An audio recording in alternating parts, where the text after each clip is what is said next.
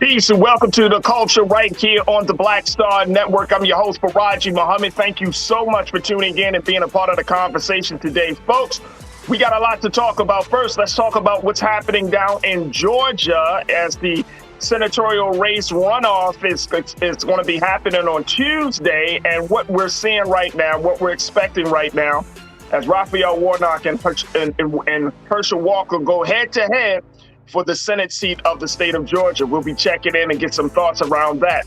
Also, can we talk about the significance of Hakeem Jeffries being the leader of the House Democrats? We'll talk about this with Brother Michael Imhotep to get his take on it and where it fits in the big scheme of political power. And then later, this LeBron James has a point, as he said in a recent press conference talking about the double standard of attention that Jerry Jones got for a controversial picture of him at 14 years old at a major protest in Little Rock, Arkansas back in 1957, and what Kyrie Irving has gone through. I'm gonna play for you that video and make your take on that. So we got all of that to cover, so let's stay with us. It's a lot to go through, and you're staying tuned to the culture right here on the Black Star Network. Let's go.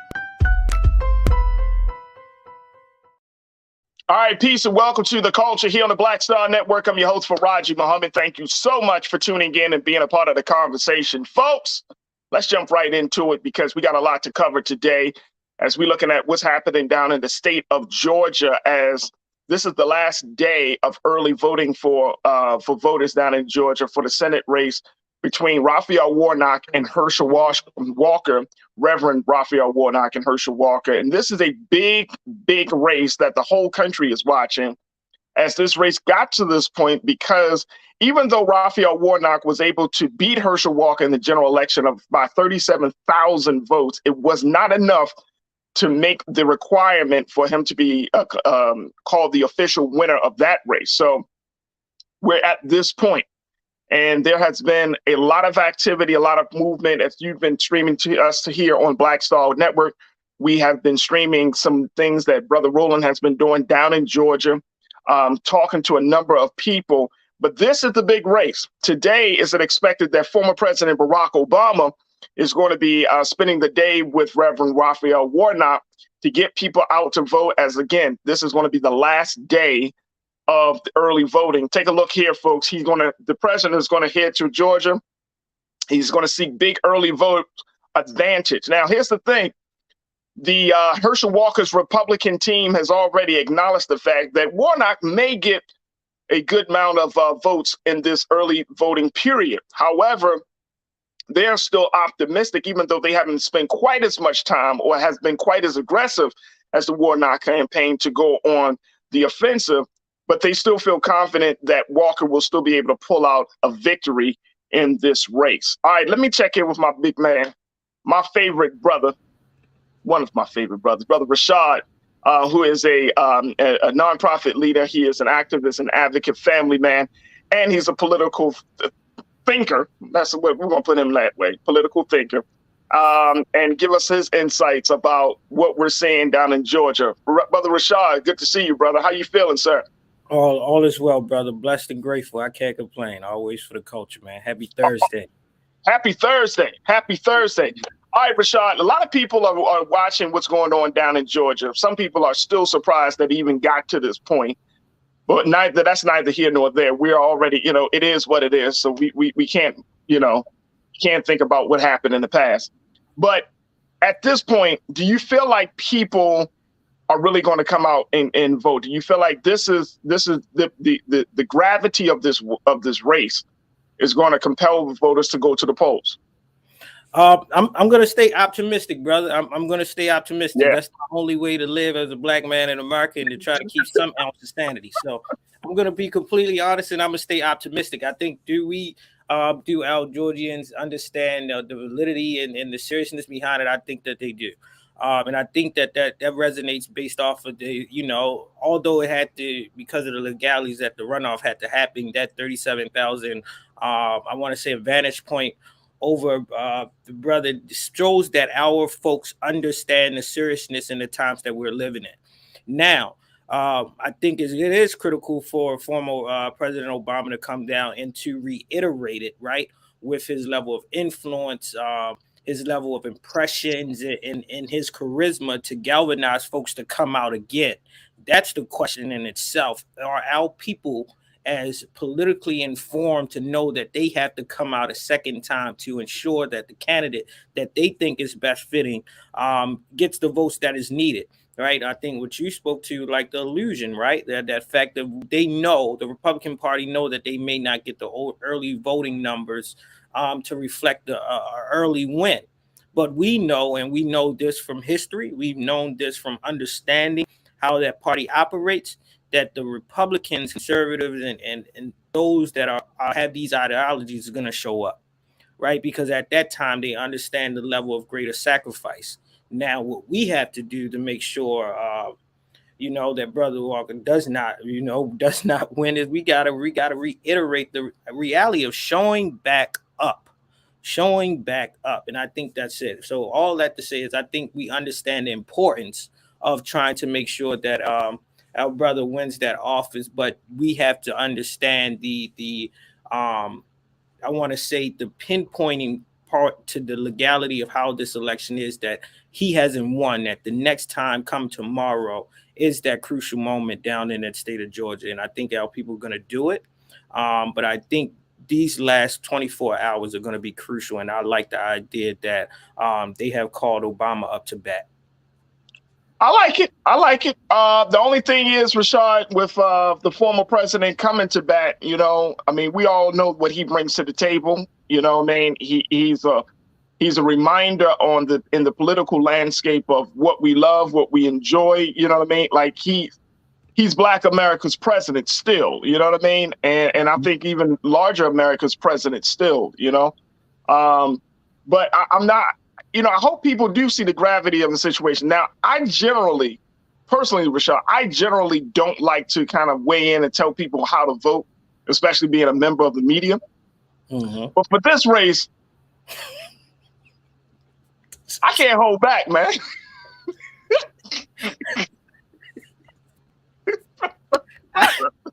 You tried your best. I'm gonna be honest with you. Like y'all can go through my media record. I'm not a biased guy. But for this one, bruh. And Rashad, and I know some Black folks, man. I know us. I know we some of us like, well, I mean, is he going Democrats? Bruh, if you vote for Herschel Walker for the Senate of the state of Georgia, where most of our people actually are. There are a couple of major states in this country where a lot of our people have migrated over the past 2 years. Georgia is one of them. Mm-hmm. Texas is another, right? If you vote for Herschel Walker, I'm telling y'all right now, you might as well leave the state of Georgia. Yeah. We didn't get Stacey Abrams in. Now you want to vote Herschel Walker in because he might be good for business. Lead the state of Georgia. I'm saying. Bro. All right, so look, I want to key in on something though. I want to key in on something, and Keenan and Ariel, let's put this first quote up on the screen because I want to key in on something that I think is very important, and I don't want people to lose sight of, because voter suppression is real, Rashad. So Here's the thing. Georgia voters has cast more than 1 million ballots ahead of the December 6th U.S. Senate runoff between Democratic Senator Raphael Warnock and Republican challenger Herschel Walker, with Warnock looking to juice an apparent Democratic head start in early voting with a visit Thursday from Barack Obama. So 1 million people have already cast their vote. But check this out, folks. This is what Mr. Warnock said, Reverend Warnock said. He said, I think the turnout we're seeing is good, and I want to encourage people to stick with it.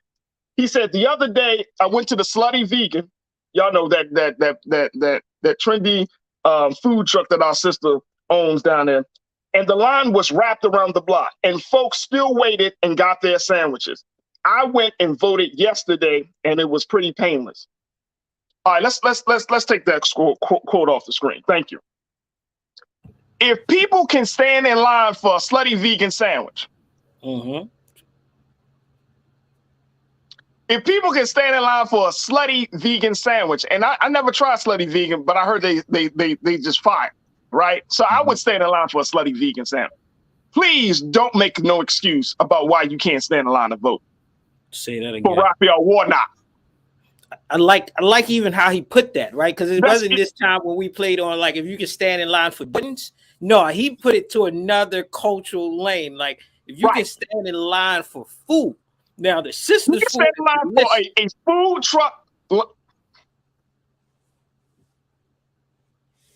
I think they actually got a stand-in restaurant now down. I think so, if I'm not mistaken. They got a storefront, if I'm not mistaken, right, Rashad? Yes, down there. Yeah. The point is, if you can stand in line for a sandwich, please don't complain about, man, the lines are too long to vote. And I'm with you, Rashad. I love how he put that. It just culturally, boom, right to you in the head. Because that's how Black folks are. We will stand in line for what we stand in line for if we want it.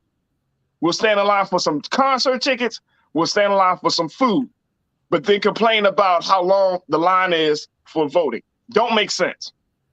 Doesn't make sense at all. Yep. Only thing that his analogy omitted was the voter suppression that they're experiencing in some pockets of Georgia. But besides that, the whole analogy in itself is key point. Right. We have to be intentional to prioritize and sacrifice what is needed for the better of our community, the better of our people. And I think we got to make sure that this, Brother Warnock is in there. I believe that. I know you have to try your best to stay as biased as you can. But look, as those that's following, it is not one thing. And I give it to our pastor, man. Jamal Bryant, he says, man, look, we don't need a walker. We need a runner. And this brother Walker himself is man, I've never seen nobody that shows up in a space of being a visible and a transparent puppeteer. I don't have him having any political insight, any political grit. It's one of those. Hey, yo, Rashad, he's not even like a Manchurian Candidate. Y'all remember that movie? First, it was Denzel Washington was in it. But it was an older version of the original version of Manchurian Candidate. At least the Manchurian Candidate had some insight. Right. I don't think they figured out they didn't figure putting the rest of his inputs on his dad and his algorithms yet. He just he'll have it, brother. I'm glad we got to make fun of this one because it's a serious, when it gets so uncomfortable, you got us as a people, our survival mechanism becomes jokes, man. Because it's a dire need that it's dire laughter that has to come and follow behind this, man. Look. And here's the thing. It's too much at stake. It's just too much at stake. And again, we didn't see the win for Stacey Abrams, right? And so, Georgia has to be in a position to make some changes. And that, like Brian Kemp, we already know how he rolls and what his allegiances are. But this is serious. And I mean, I know I can only imagine what Reverend Warnock may be going through. I can only imagine being like, I can't believe this. Like, this guy is still putting up a fight for me to even have to go through to the point of a runoff. You know what I mean? It's like, even as the winner, he's still got to deal with the fact that he's going to go down in history as having to have experienced 2 elections against Herschel Walker. A man that's not even qualified. 2 elections. You see what I'm saying? Like, he didn't blow Herschel Walker out. And see, really, it comes down to the voters. Here's the thing, you can put all types of candidates, Rashad, in front of the people, right? But if the people chooses a candidate through the system that we have, right? And I'm not saying it's a perfect system, but it's this current system that we have. If people choose a certain, I mean, it speaks volumes about where we are as constituents more so than about the candidates. Because you're going to have all types of candidates. But if the constituents, because I know there's some black folks that voted for Herschel Walker. I know they are. For whatever reason. Evident. Yeah. For whatever reason. I know there's some, of course, we know white people that voted for Herschel Walker, right? You know what I mean? But I know some people say, you know what, they're tired of Democrats, so that was like a protest vote. I get that. I understand it. But at this day and time, we just gotta think in the long game. That's the big part. That's the big part. Let me just go to a couple of the comments from our online culture crew. Chris said, check this out, Rashad. My man Chris said, if I lived in Georgia, I would vote for Warnock's dog before I vote for Walker. Damn. Maybe the dog should run. Get it? Run, not walk. Hey, but I can't. It's so refreshing to talk politics to somebody that gets it, because I look at this, man. This is the sport. And you know what brings me up to speed? It was on my social media, and it talks about the importance of us knowing the difference between our self-appointed leaders versus leaders that we decide on whom is reflective of our communities, and being skeptical of entertainers and athletes. And it's like this level of supremacy. I ain't even going to put a color tag on it because we know what I'm speaking of, but it's to the point that the level of supremacy have gotten so innovative that they're now corralling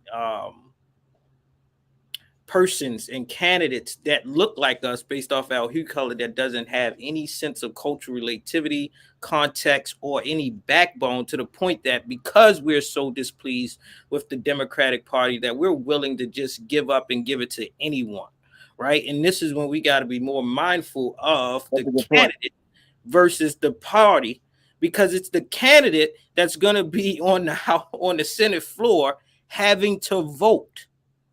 Right. And that's a great point. That's a great point, bro. That is an excellent point, that at the end of the day, this person is still responsible for creating policy, voting on policy that affects each and every one of us. And this is not like, this is a statewide position. So this is going to hit much closer to home than, say, your presidential election. This is going to hit where money is coming into your neighborhood.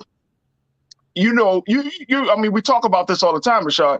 Once that money starts to get allocated, once resources start to be divvied up, once once representation, once you talk, figuring out what the numbers of black families are or poor families are in that part of the state, like, this is all important stuff, folks. This is not just they just running for Senate. Senate has a lot of power. It's actually more powerful than the House in some cases, right? So we know that. So can you imagine sending somebody? And again, this is not the candidate's fault. The candidates just show up. They present themselves. When we get certain people in government who seem to be, quote unquote, an embarrassment, and I'm even thinking of like a Trump, or you could think of on the Democrat side. Some people, when Joe Biden speaks, some people start to cringe. But guess what? That's a reflection of the people. When you see that type of leadership, when you see like a Mitch McConnell, or when you see like a Ted Cruz, or you know what I'm saying? When you see that type of leadership, that's a reflection of the people. Because they didn't vote themselves in. That's a reflection on us as constituents. Now, I'm not going to get mad at somebody who making a choice. That's your choice. But when we make our choice, and then they show bad leadership, or leadership that is not for the people, again, that reflects on us. All right, let's take some more comments here. Nisa, 1971, my sister Nisa, you said Mrs. Pinky Cole's Slutty Vegans restaurant will have over 10 brick and mortar stores in the South and along the East Coast by early next year. She closed the deal for millions in venture capitalist funding. I saw her on that show, and thank you, Nisa, for updating us on that. I saw her on that show Bet on Black. I think it's a show that her and Master P and a couple other folks are on. It's like that. It's like a Shark Tank type of show for Black entrepreneurs. Rashad, I don't know if you ever seen it, but I've seen the commercials of it. Yeah, I'm pretty. Yeah. So I'm glad. I'm glad that she's expanding. Big shout out to Pinky Cole for that. She just had a book release as well, I believe. Say it again. I think she just had a book released as well. I'm not surprised, bro. She might have a movie by the end of the damn next year, bro. Well deserved. Some documentary. I don't know. This is America, but you know what I mean? Once you get one success, then they all start popping off. Yeah, if they giving us Herschel, we might have to put give Sister Cole a run to be a candidate then. If they pushing up I got family in Georgia. Bro, I got family in Georgia. I'm telling them to leave. I'm serious. If Herschel Walker, I mean, like, and I mean, we kind of joking, but I'm serious, folks. I'm serious. Yeah. If Herschel Walker is elected, that's just what are we talking about here? Because now where's the balance? You didn't get Sister Abram. Now if Walker is in, it's 2 for 2. Like there's no balance. We 0 for 2, bro.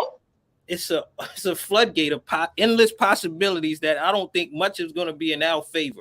So sorry to be just personable with that. But if that's you're 0 for 2 at this point, if that is the projected wins coming in the next couple of hours or days or so. But yeah, brother. Let me tell you, I would be embarrassed for the state of Georgia. Same. I'll be embarrassed for Black folks in Georgia. Like, you mean to tell me I get it. Trust and believe, I get it. But you mean to tell me we that disgruntled that we gonna let that man? And I'm telling you, and I'm not, y'all going so hard on Herschel. You and Roland, I heard Roland goes in on that brother. But I don't need to go in on it because just watch a video. Just watch a video. I don't need to go in. I don't need to talk about, oh man, he can't do this, do that. Just watch a video, man. Yeah. Watch a video.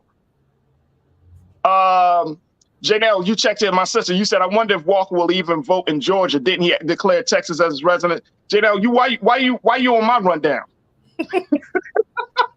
You all up on my show. Actually, that's what we're going to talk about next. We're going to take a quick pause in a moment, but that's exactly what we're going to talk about next. The man has a residence in the state of Texas, and I'm going to share with you what he said. What he said. Nobody put these words in his mouth, man. This is what this man said. I'm gonna share with you that. So, Janelle, thank you for producing today's show. You don't like my music. You said if Warnock wins, we can tell Manchin to go home. Look, man. Look. With all due seriousness, Rashad, and I'd like to get your take on this.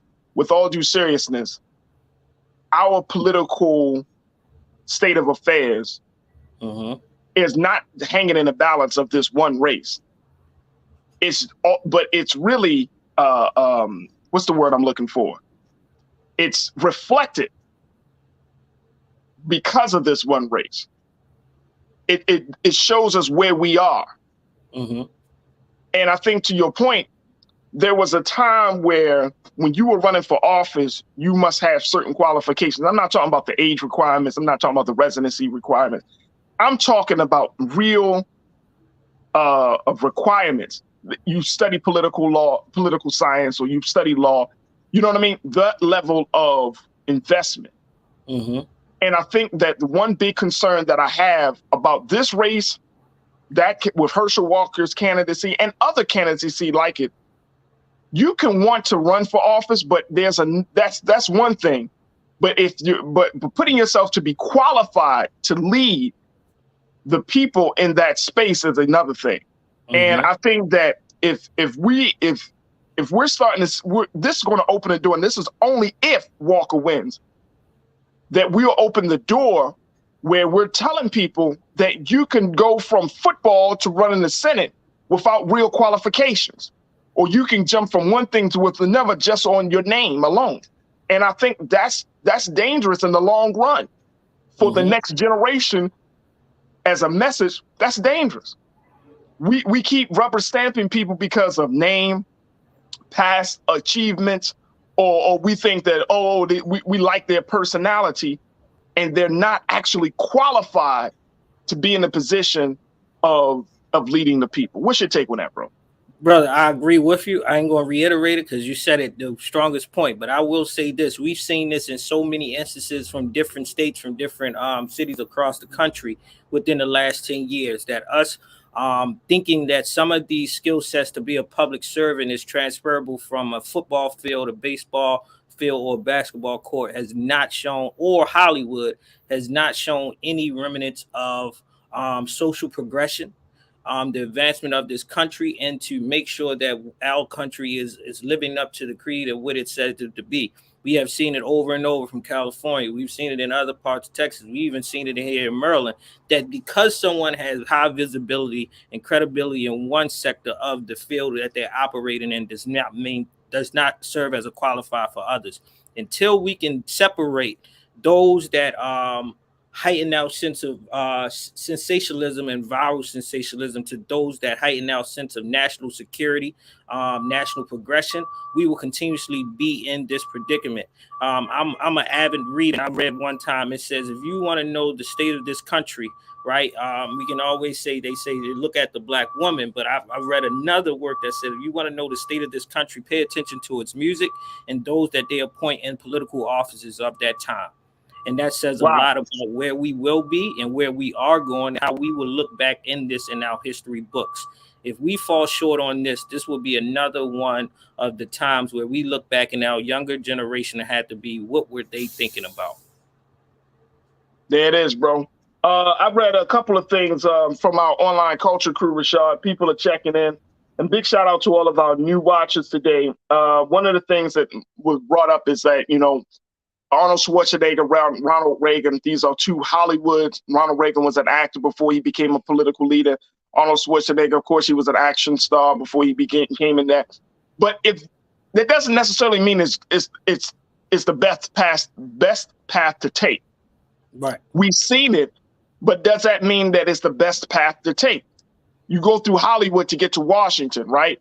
So it blurs the lines, I think, for a lot of people when we see people who are going from one high profile, high visible profession to another.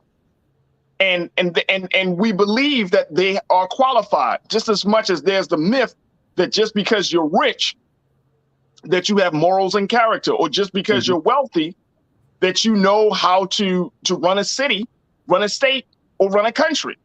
Doesn't mean that. Like, we got to bust up these myths. These ideas don't correlate with one another. At the end of the day, you still need to qualify yourself. If you are stepping into a public servant space, then you should read. You should be politically astute. You should know the law, and you should qualify yourself through that level of learning before you just jump out there and say, you know what, I got some ideas too. Agree 100%. Well, then what's the point? If there aren't, like, these requirements are necessary. So if we just bring in anybody, any Tom, Dick, or Harry, or Jane, or Sally, or anybody, then what's the point? What are we doing? Anybody could become president because they got a view? No, not at all. Not at all. So we will see. Look, we got to take a quick pause. When we come back, let's talk about Herschel Walker's residence. Where does he live? Does he live in Georgia or does he live in Texas? I'm going to share with you what he had to say about where he lived, and I'm going to let you make your judgment on your own. Stay with us. That conversation is coming up next here on The Culture on the Black Star Network.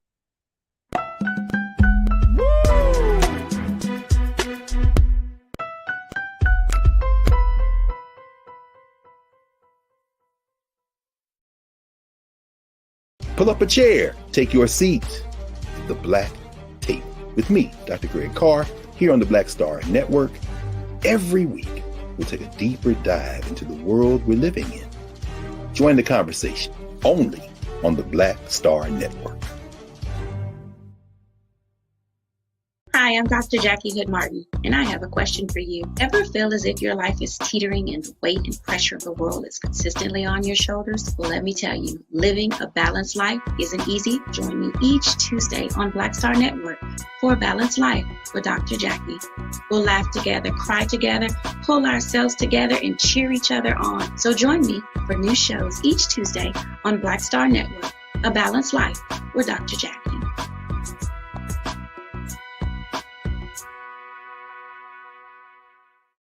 Don't you think it's time to get wealthy? I'm Deborah Owens, America's Wealth Coach, and my new show on the Black Star Network focuses on the things your financial advisor or bank isn't telling you. So watch Get Wealthy on the Black Star Network.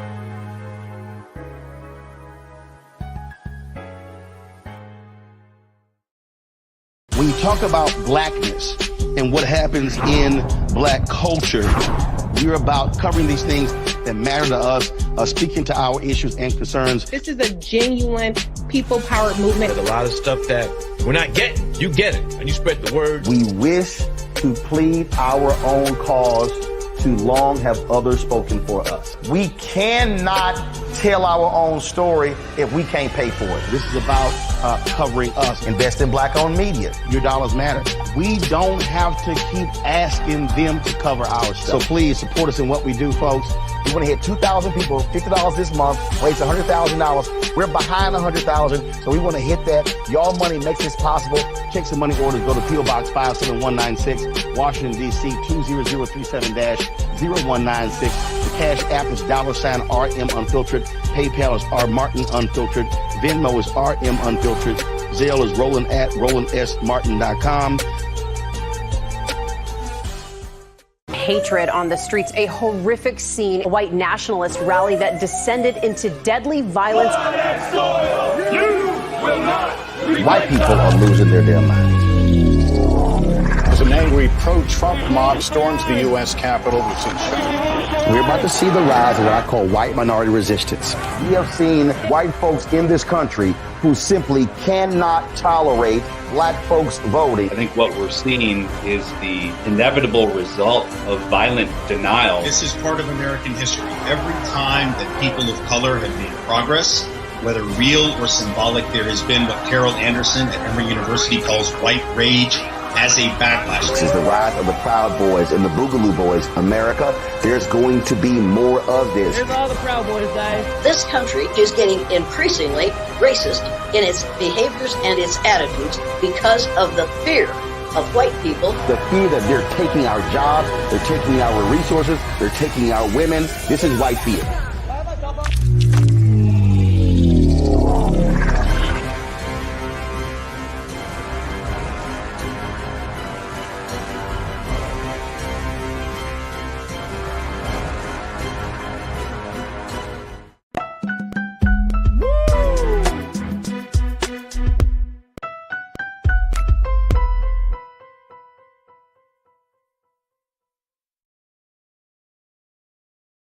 All right, folks, welcome back to the culture here on the Black Star Network. We are continuing our conversation talking about the senator race runoff that's happening in Georgia coming up on Tuesday. And if you haven't had a chance to go out and vote, please, by all means, make sure you make your voice heard loud and strong, and definitely go to vote in this runoff election, especially for those residents of the state of Georgia. If you just moved to Georgia, if you have grown, if you were born in Georgia, go out and vote.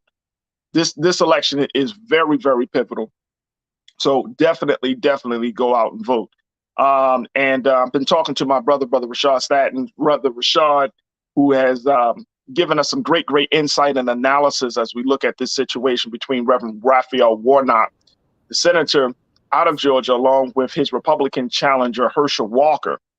And just being very real, man. There's so much at stake for the state of Georgia, but I think it's so much at stake for democracy in this country.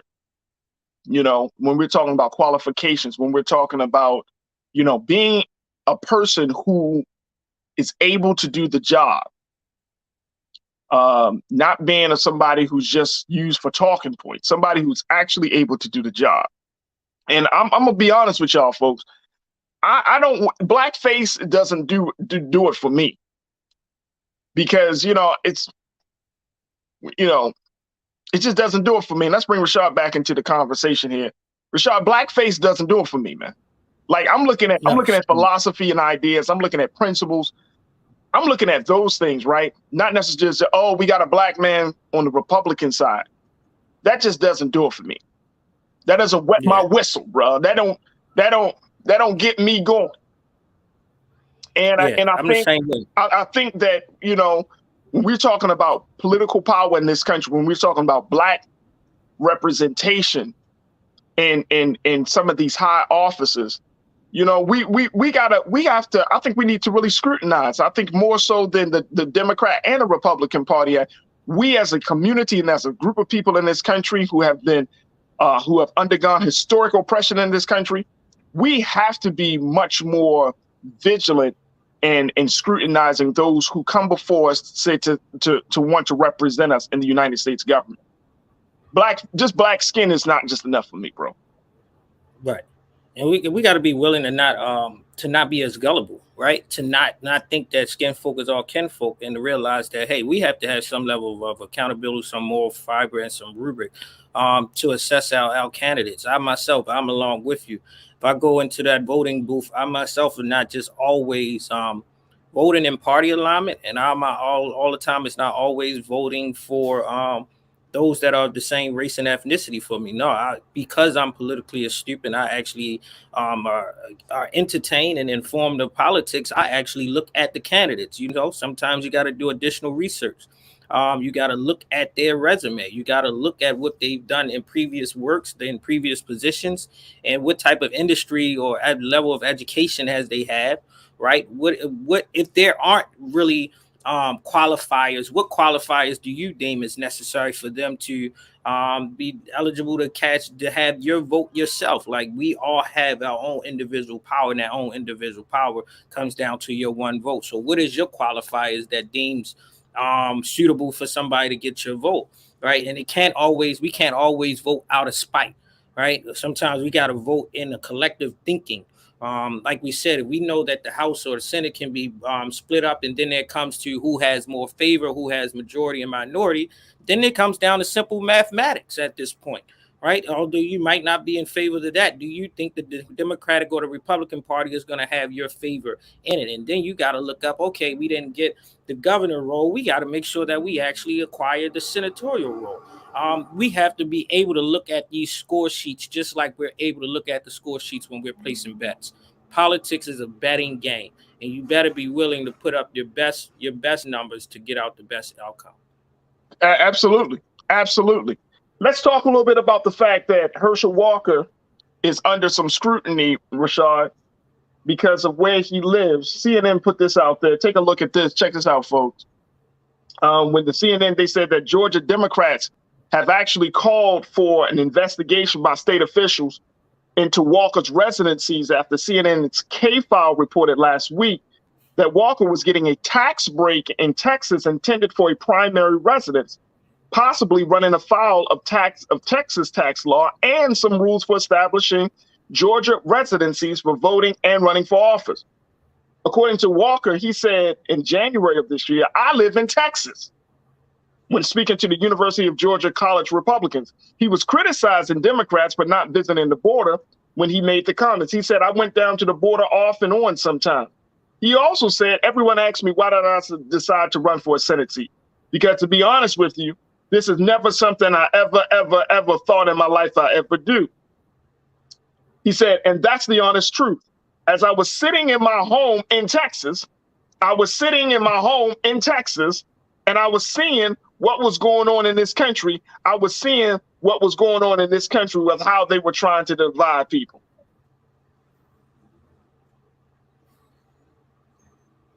I was sitting in my home in Texas. He kept saying, I was sitting in my home in Texas. This is why a situation like this is much bigger than just one man. It speaks volumes about the system. It speaks volumes about the state of democracy in this country. And you know, I'm critical about the state of democracy, but right now, again, that's the current system that we're a part of. Until a new system emerges that we can all galvanize around, this is the current system of things, right? So this is like when you have a situation like him just trying to take advantage. I mean, he's got this place. We all know he lives in Texas. Does he have a residency in Georgia? Does he live there? And can you claim, how can you claim to run for an office in a different state from where you live? Mm-hmm. I'm calling cat. Come on, bro. Like this reeks of insult. Mm-hmm. Foul you know play. what I'm saying? Like this is insulting the intelligence of the American voter. Yeah, I agree. It's manipulation at its finest peak. It's something that we've seen before. But as I always say, brother, I love this new word that they said. I'm calling cap to its finest thing. This is not something, when you file for candidacy to run for office, you have to go down through these screening processes, right? This is not nothing that you find in the final hour and try to use as some way of legality to offset their level of qualifications. No, this is something that you either knew at the forefront, you either tried to subdue and suppress that it wouldn't come out, or you knew that once it did come out, it would be little too late and it would just add to the momentum and the visibility of this election in itself. They knew this brother is not I would put this word because it's offensive when you say it in other lights, but I'm going to be completely honest with this. This brother is not articulate enough to not discredit himself in the manner that he's already. Come on, bro. He has already claimed his state residency. He's spoken to it. And he reiterates it over the time. Now, I don't know what is the qualifiers, but I don't think you can have two primary residency in two different states and run for political office. Not in a state situation. You can't run for office in one state and your primary residence in another state, right? You still have to establish a residency in that state that you planning to run in, right? Yeah. And that has to be your How can you do that? I mean, just think about this. Like if you live in Texas, right, and you got a summer home in Georgia, let's just say that you got a summer home in Georgia. You go to Georgia 2-3 months a year, but your primary resident. Come on, man. Come on. And see, this is what I'm saying. Like, if people aren't privy or they try to overlook a detail like that, then what are you really saying? That it's okay for our political leaders to use loopholes in the system? It's okay, mm-hmm. Like we just give them, and that's the same thing we've done with Donald Trump that folks did with Donald Trump, right? Right. You know what I'm saying? Like there is we know Donald Trump has done all types of manipulations with accounting and money and all of this type of stuff. But we just tend to believe, well, he's still good with business. And it's like, but you can't see something that's right dead in your face. The man said he lived in Texas, man. And I saw African Doll. I saw your comment. You say he's born and raised in Georgia and played football in Georgia. Where does he live, sis? Where does he live? Uh-huh. I'm born and raised in Baltimore, but I don't live in Baltimore anymore. So can I run for office in Baltimore if I don't live in Baltimore? Come on, sis. Like, come on. Okay, he born and raised there. Does he live there? It's a simple question. Let's not dance around it. It's a very simple question. Uh-huh. And here's the thing: for the people that live in the state that you want to represent, is it fair to them that you got a primary residence in another state that you could just get up and dip to? I remember reading the story of Ted Cruz. This may be like months ago. They had a major storm down in Texas, a big flood or something, a major storm. The dude takes his family and dips out, right? Taking family, go on a trip, before the storm hit. Like, bro, this is the type of leadership that you want? Come on, man. You lying to the people? And come on, man. Nah. So if you lying about a simple thing, here's the final point on this, Rashad, and I get your take. If you lying about a simple thing about your residence, where you live, that means you will lie about a more complicated thing, such as a political issue. Where you stand on things. It's just simple. Hey, Farajii, my last comment is this. You seen the signs early, sis. You seen the signs early, brother. You knew you had time to get out of this a toxic relationship and to move on and to protect your own peace, your own sanity, and your own future. I'm going to continue to make light of this because it's a serious matter. But I am learning from our social media. Sometimes you just got to make things fun so that people can digest it. Because those that are not as politically engaged, it will go over their heads, and the level of accountability is something that we don't talk at our dinner tables no more. This man, the level of the question of residency is so critical and important because it holds a level of accountability. Like you said, if something goes wrong, will that person up and leave, get on their private jet, or go to their other place of residency, and the person that elected you, voted for you, are now stuck in the same place in the hell house that you left them for because you didn't do your right to it. It's something that this is not breaking news because it's not new news. Those who had made and have corralled him to be this candidate already knew that he had questionable residency. I put blame on the Democratic parties for not calling it earlier. And not looking into the legal ramifications of it as a deemed qualifier, because if that's the case, there wouldn't be no runoff, and we would already had our brother Warnock already in that office. It's got to be, and that's why I'm always saying there has to be two faces of accountability. For the Democratic Party that has a candidate that seems qualified, that is ready, that has a passion for service, has a long history of service in communities, advocating, level of activism, and has a good character and morale compared to his candidate, you have to be able to look at the cue card of those that's sitting across the aisle from you and be willing to call out things that would not have you be in this situation at first. So I also put the blame on the Democratic Party as well. And I put it on those that are politically astute that they should have been called this out. And look, here's the thing. This is not the only instance where we're seeing this. Dr. Oz lived primarily in New Jersey, right? Ran for Senate in Pennsylvania, right? Just the same way that we see Herschel Walker living in Texas, running in Georgia. There's a law that states that they have to be a resident of the state they're representing at the time that they are elected, right?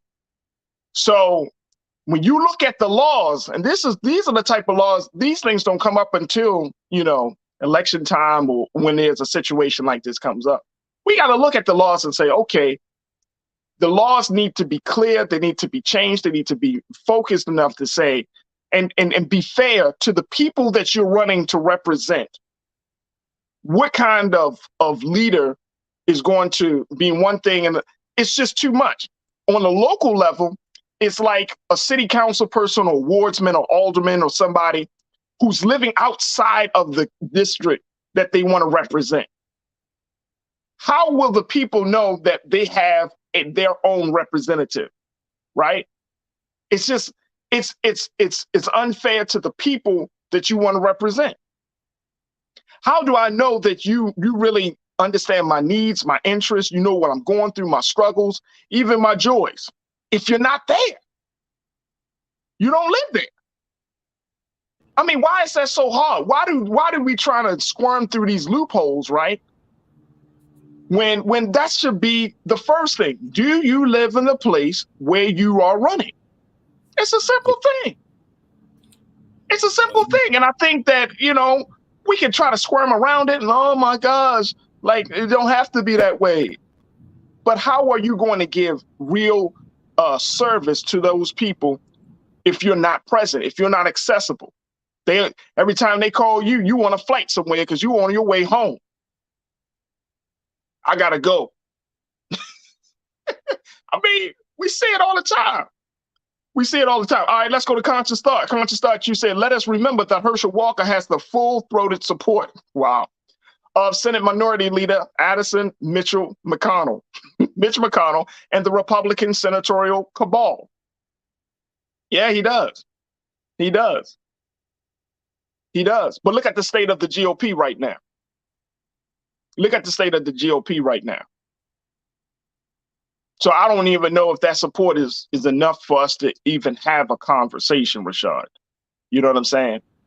But this just reeks of, you think that we stupid. That's what this sounds like. Like, oh, you think we dumb. I want the time machine to move up 20 years for when this becomes public information and we realize who's the names, the money, and the influence behind this one here, because it's not adding up, brother. And one thing about it, you ain't gonna play around with my intelligence. So you reiterating and hearing his speech, brother. I lost some brain cells in itself.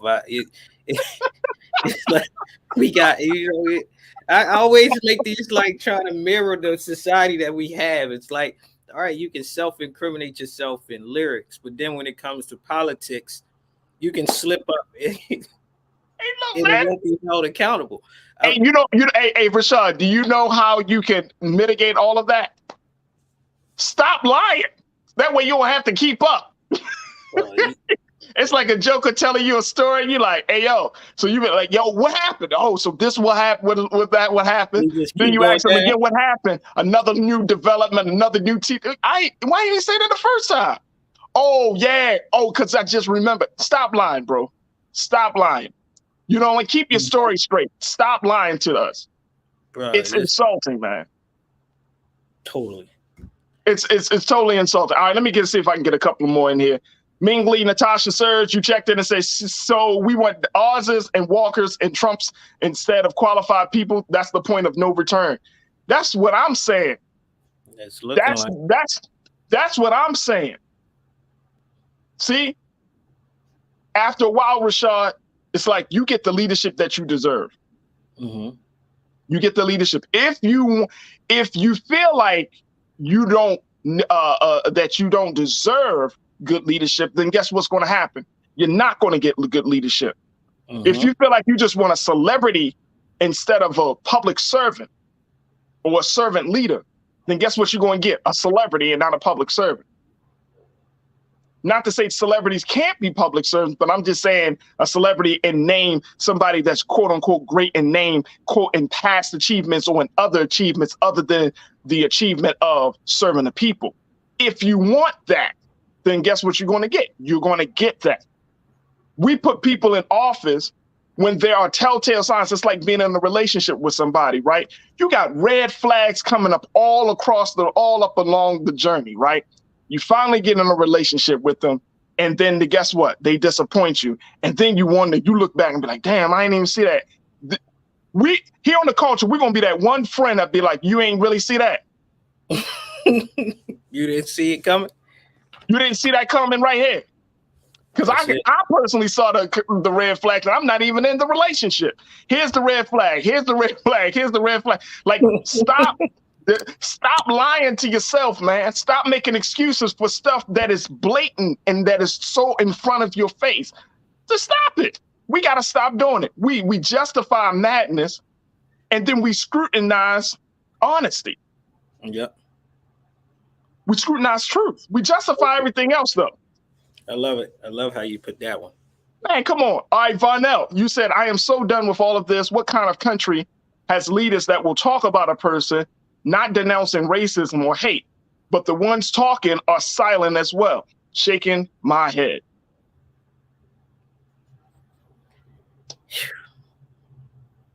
Here's, as we wrap up this part of the discussion, it's not funny when your children, you mentioned this earlier, Rashad, it's not funny when your children has to bear the consequences of your poor decisions. That's it. Then it's not funny.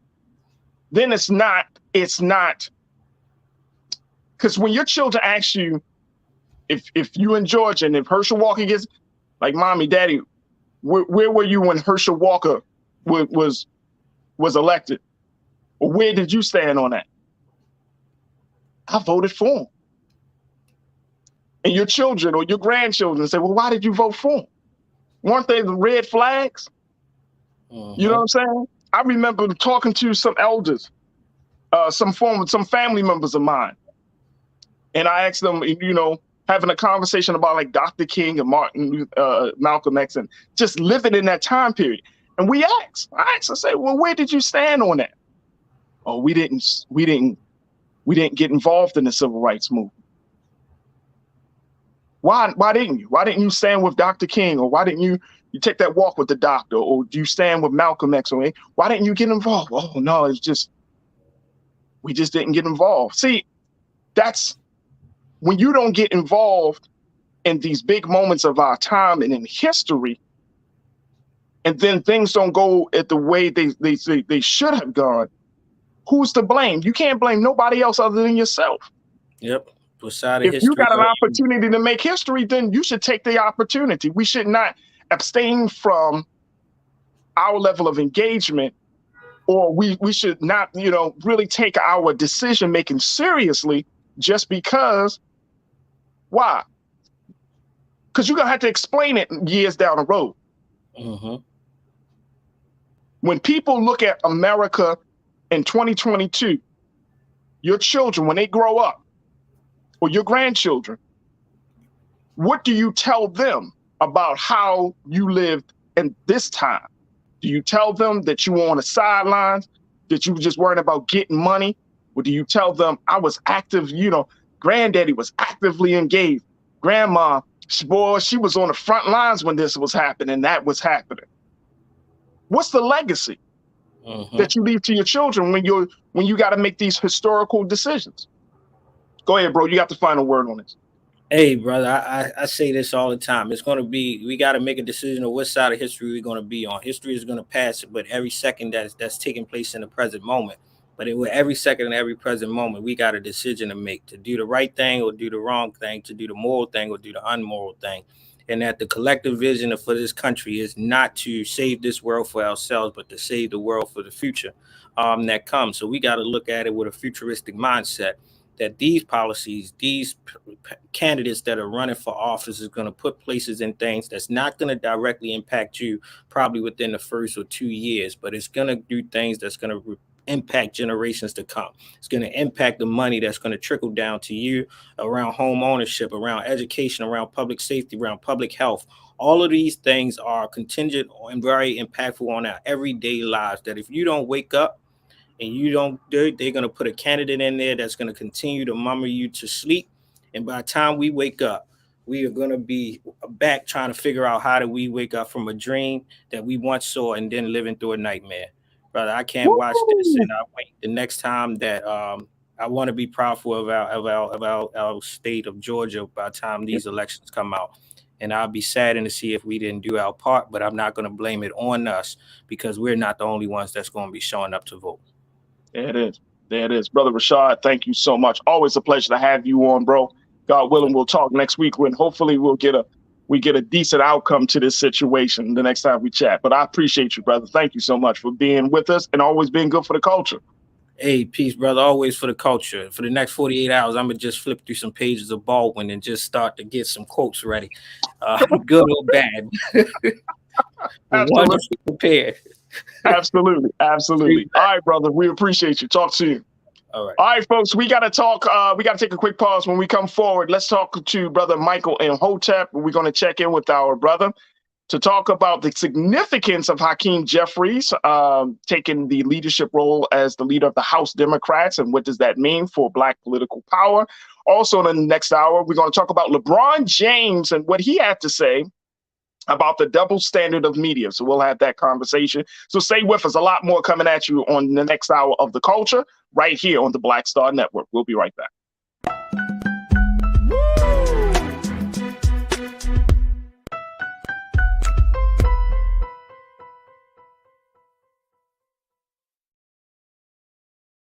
Don't you think it's time to get wealthy?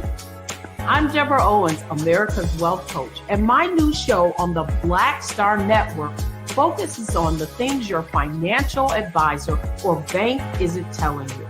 So watch Get Wealthy on the Black Star Network.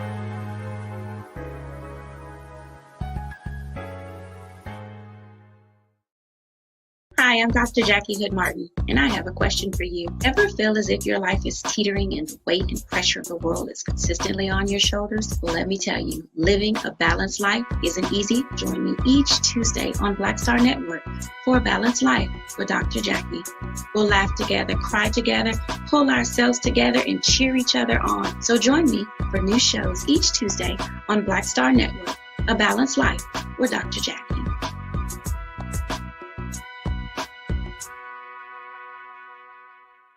Pull up a chair, take your seat. The Black Tape with me, Dr. Greg Carr, here on the Black Star Network. Every week, we'll take a deeper dive into the world we're living in.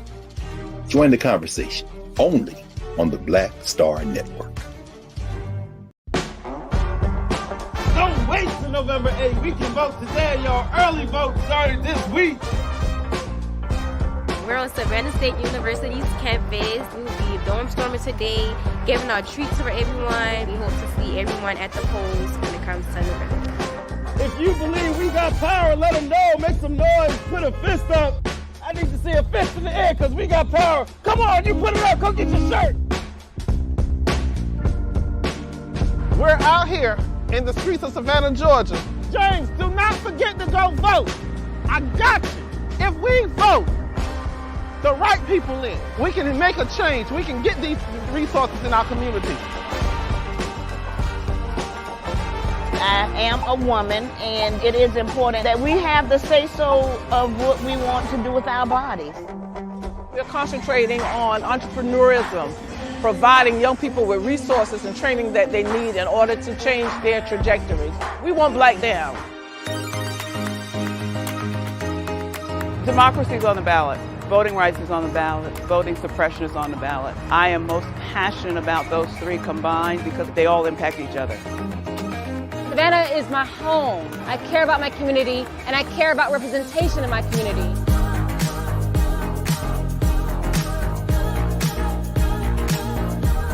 Our voices are still going to be heard no matter what kind of obstacles try to come up against us to stop us from voting. We're still going to be standing our ground. The effort that's being made to keep our communities from voting. So that makes me realize it's even more important, because if it wasn't important, they wouldn't be fighting to make sure we couldn't vote. This doesn't stop this year. This is a forever movement.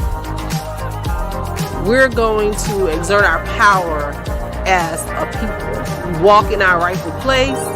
We're going to change our communities, fight for our communities, and build our communities.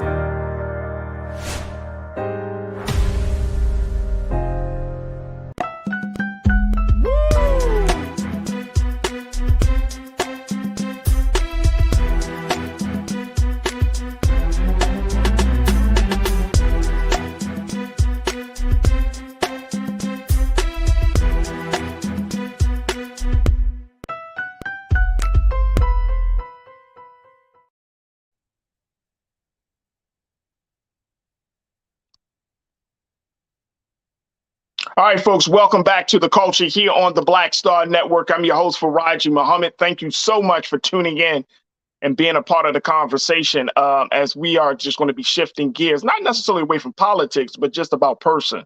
We go from one Black man to another. And this one is one that is certainly making history. We're talking about Hakeem Jeffries, who's the congressman out of New York, who has been elected and voted, or who was voted to be the leader of the House Democrats, as he is taking on the role of House Speaker after Nancy Pelosi has decided to step down, not in full from her role as House Speaker, but she still is, of course, going to be working in Congress. But this is opening the door for his historic major moment that you have a Black man who is the leader of one of the national parties, both parties actually, and in this way. So we wanted to talk about the significance of this, and I couldn't think of anybody better to discuss this other than my brother Michael Imhotep of the African History Network. You can definitely check out his shows and, of course, the work that he's doing at the AfricanHistoryNetwork.com, and so much that he brings to the table. So we're always happy to have him to talk about this great history-making moment. Brother Michael, good to see you once again, brother. How you feeling this afternoon? Wait a minute, we got you on mute somewhere. All right, Farajii, I'm all right. How you doing today, brother? I'm good. I'm good. It's a busy day. Okay, it I is a just busy lost day. Farajii for some reason. You lost me? I don't want you to lose me, brother. Testing, Farajii. We got you. All right, we're gonna have my team, Keenan, Ariel. Let's see if we can get our brother linked in here. I want to play a video. Hold on. We're gonna get him can together. you hear me? There we go. Hearing Yeah, I can hear Farajii, you. then I can hear out. you. I can hear you. All right, we're gonna work on getting our brother back. But I did want to play something of an area. I was hearing him. An area. I want you to let me know if we could play the video of Hakeem Jeffries when he talks about him being elected and the work that he plans to do with his colleagues. I want to play this video for y'all, and in a moment. But I do want to share with All right, can you hear me? I'll drop out and come. We'll just, I want to play this video of what Hakeem Jeffries had to say about the level of unity and where he plans to stand on this new role that he's been elected to. This is big, folks. I don't want you to think that a black man running and being the House Speaker is a small time feat. It's not small time by any means of the imagination. And so just let me know, Ariel, when we can get it. If we could play this video, this is going to be of Hakeem Jeffries, thanking his colleagues for voting him in as the House Speaker, and more importantly, what he planned to do. So let's move forward. Let's play that video for me, please, Ariel, of the congressman. Honor to stand before you today as the incoming House Democratic leader for the 118th Congress that will convene on January 3rd, and to be joined by my two good friends, amazing colleagues and partners, the incoming House Democratic Whip, Catherine Clark, and the incoming caucus chair, Pete Aguilar. I also want to convey my thanks to Speaker Nancy Pelosi, an extraordinary speaker for the ages, who has delivered so much for so many over such a significant period of time. Our caucus is better, our country is better, the world is better because of Speaker Nancy Pelosi's incredible leadership. I also want to thank our current House Majority Leader, Steny Hoyer, and our current House Majority Whip, Jim Clyburn. We look forward to finding opportunities to partner with the other side of the aisle and work with them whenever possible. But we will also push back against extremism whenever necessary. Hakeem Jeffries, Representative Hakeem Jeffries, the first black man to hold the post of House Speaker. We got Brother Michael. Let's bring Brother Michael and Hotep back into the conversation. Brother Michael, we got you down, bro. Yes, can you hear me? Yes, sir. Yes, sir. We can hear you loud and clear. Appreciate you. Brother Michael, what this, talk to us about the significance of this moment for Hakeem Jeffries and for the state of black politics, black political power. Is this something that you feel like Black America should be excited and celebrate? I think we should be excited about it and celebrate for a moment, but we also have to understand that we have to understand politics, law, economics, and understand how to push an agenda. Hakeem Jeffries is brilliant. His uncle is one of my teachers, Dr. Leonard Jeffries, one of our Grandmaster Scholar Warriors. Mm-hmm. I know his brother as well. So I interviewed his brother on my show. So Hakeem Sekou Jeffries is brilliant. He was one of the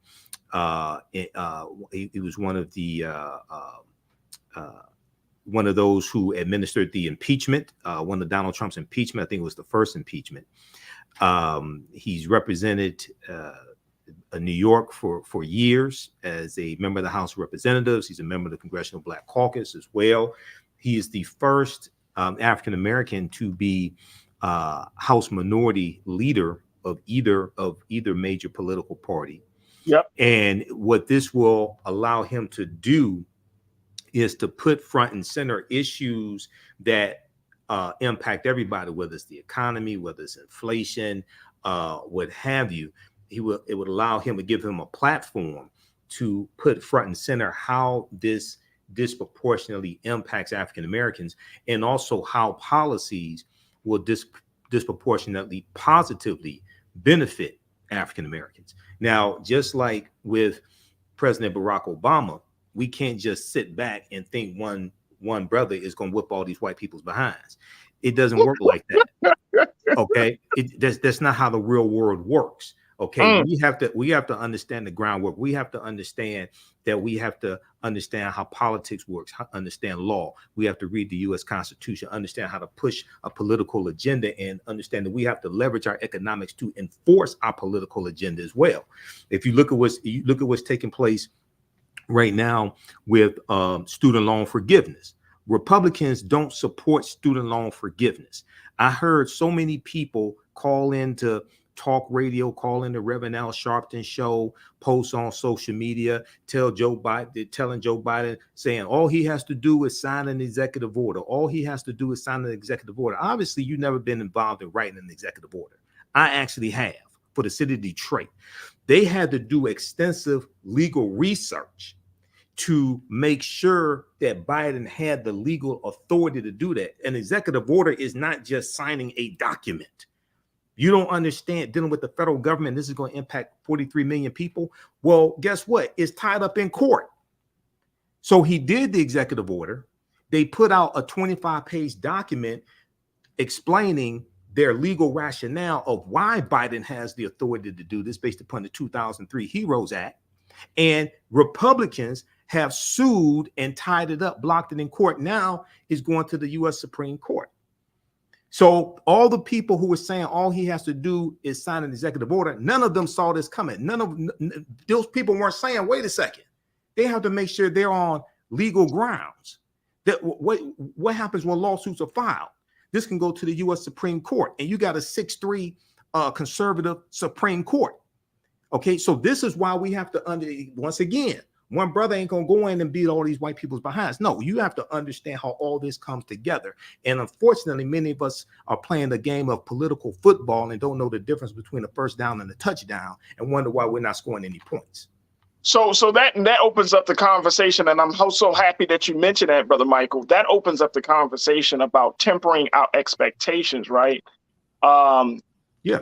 Because we do expect that Black folks get into these positions of power and that they're going to whip the system's ass, right? You know what I mean? And it doesn't work like that. What challenges do you foresee him, Brother Hakeem, having to face as he gets into this new role? Plus, it was reported by CNN that he plans on spending just 2 years in the minority before trying to become speaker himself after the 2024 election. So he's got his eyes set on the even bigger situation. So what challenges do you foresee him having to face? Well, the reason why he has his eyes on being Speaker of the House of Representatives is because Democrats are anticipating taking back control of the House in 2024. After America sees how crazy Republicans are going to be for the next 2 years. Notice how they stopped talking about fighting inflation and fighting crime. And they're talking about investigating Hunter Biden's laptop. They're talking about investigating the origins of COVID-19 and Dr. Anthony Fauci. They want to investigate the investigators on the January 6th committee. Okay. They're talking about all of these. They're talking about all these investigations. Notice how they stopped talking about. I thought inflation was the worst thing. Kevin McCarthy. They have not presented a plan to deal with inflation. They have not presented a plan to deal with crime. Okay, so one of his biggest problems is going to be with dealing with chaos, utter chaos from the Marjorie Taylor Greens, whose voices are going to be elevated, the Matt Gaetzes, whose voices are going to be elevated, and there's going to be total chaos amongst Republicans, especially if Kevin McCarthy becomes Speaker of the House of Representatives, because he's going to cut so many deals, because they're only going to probably have about a 4-seat margin, maybe 5-seat margin. And because you're going to have so many crazies there, you're going to have people like Louis Gohmert and Jim Jordan, things like this. He's going to have to cut so many deals, Kevin McCarthy. The Republicans are not going to be able to govern. Okay. Now, it will help Democrats in 2024. You're not going to be able to get a lot of bills passed with these crazies controlling the House of Representatives, these Republicans, because no bill can come to the House floor for a debate or a vote without the permission of the Speaker of the House of Representatives.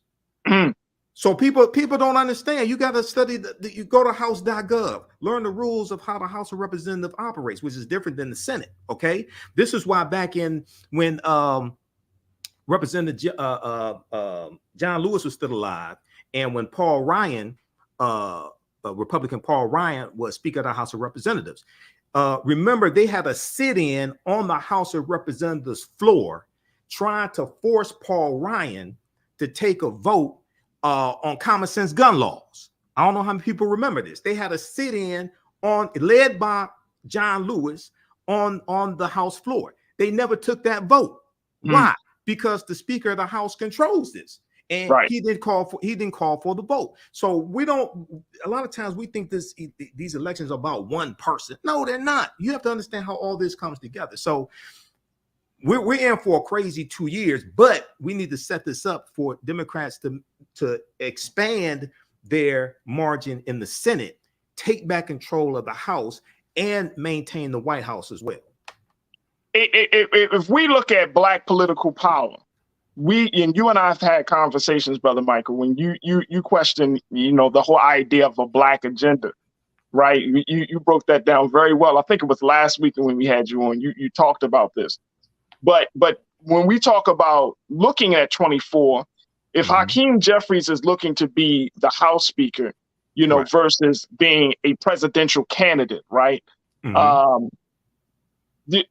I mean, he's a rising Black star among the Democrat Party. He could possibly run, or is this too?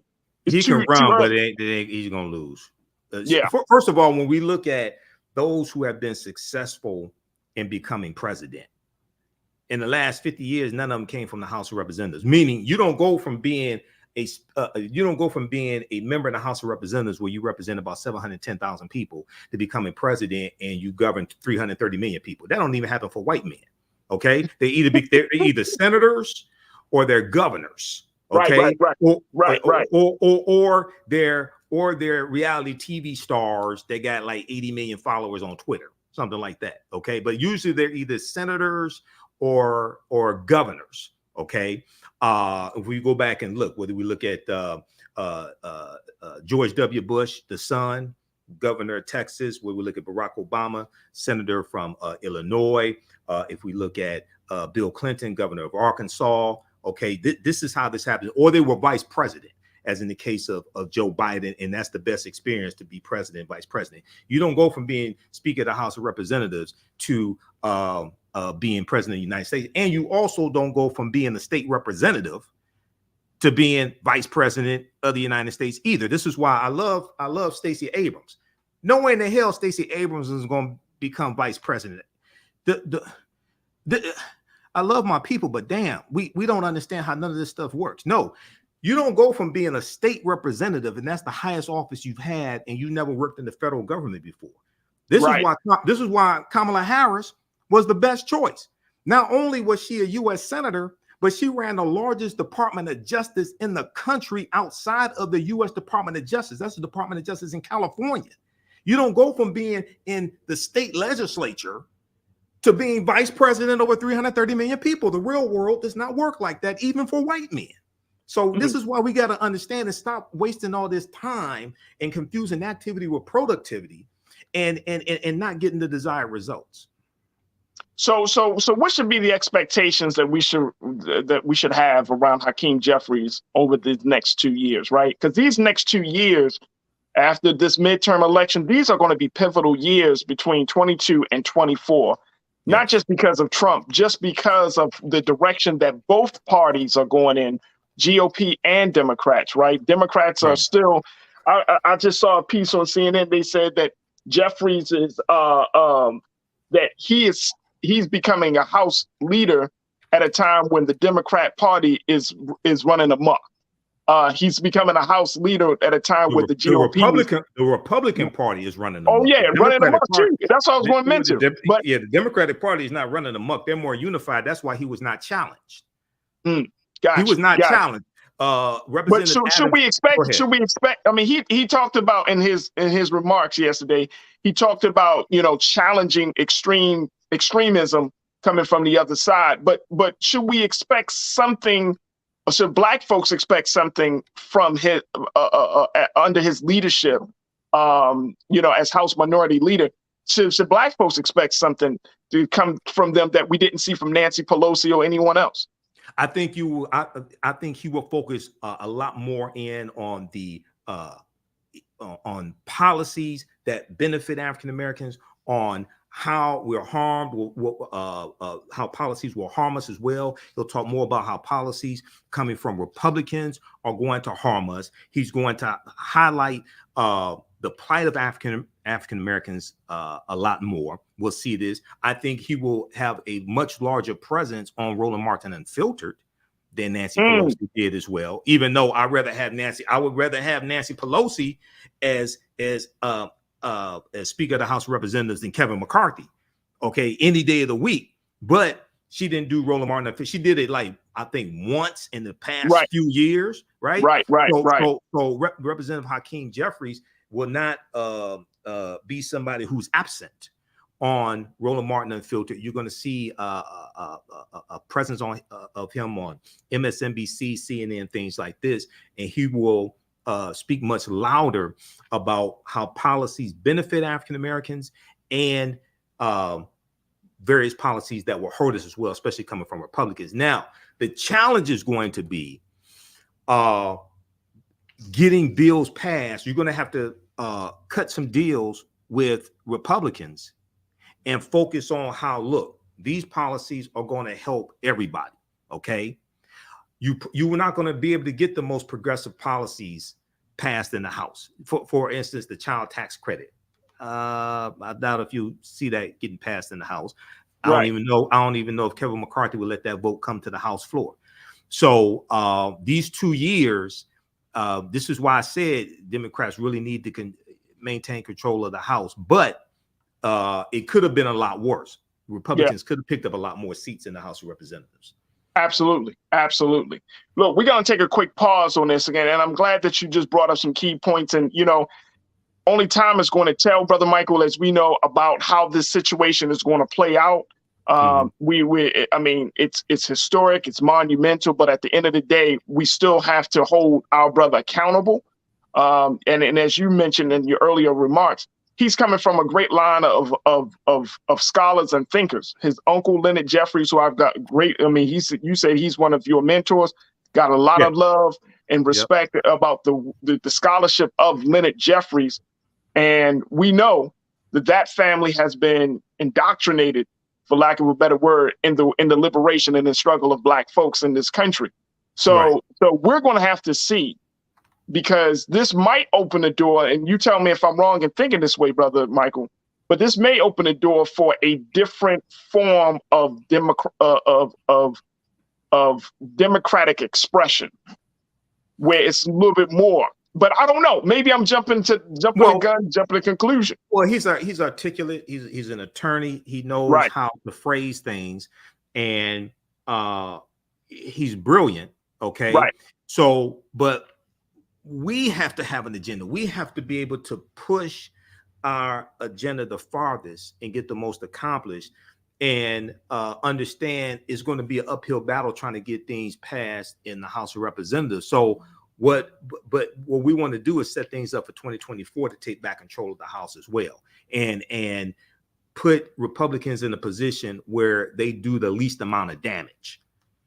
Okay, because these are some crazy people. If you listen to them, you listen to people like Marjorie Taylor Greene. You listen. Bro, to I can't even do it, bro, Michael. You listen to what they're talking about, what they're planning with the with the investigations, and then at the same time, I mean, Marjorie Taylor Greene, she spoke at the conference that Nick Fuentes organized. Okay, well, Nick Fuentes showed up at he was the guest of Kanye West to have dinner with Donald Trump.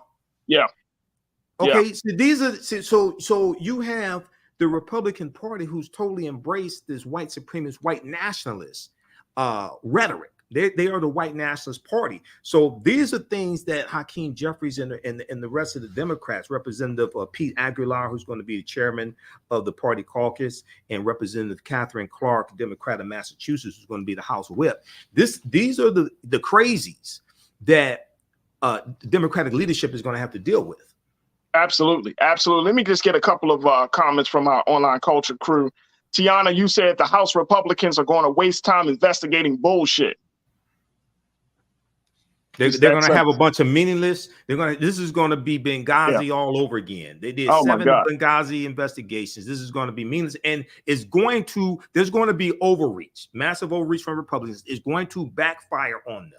And I think they're going to lose the House in 2024. I think Democrats will maintain control of the White House and the Senate, because they're going to show how crazy they are, and people are going to say, "Oh no, we can't have 2 more years of this."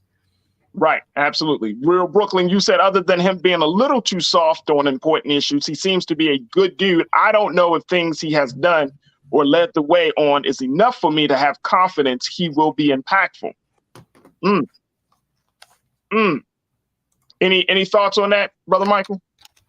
Well, he's not in control of the House of Representatives. So he can push agendas, he can highlight our issues, things like this, but the Speaker of the House of Representatives controls which bills come to the House floor for a debate and a vote.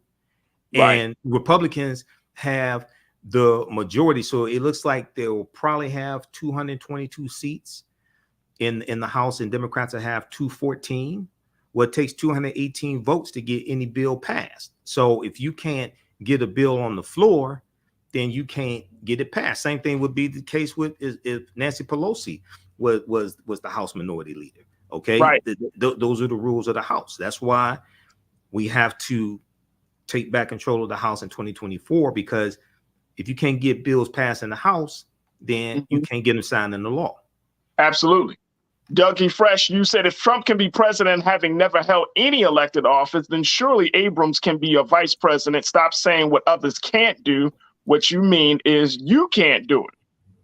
Well, unless you were president yourself, I don't think. See, once again, Donald Trump was a fluke. He didn't even win the popular vote.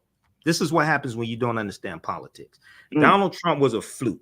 Donald Trump came into people's homes week after week, year after year on a reality TV show called The Apprentice. Donald Trump was already a household name going back to the 80s before The Apprentice started.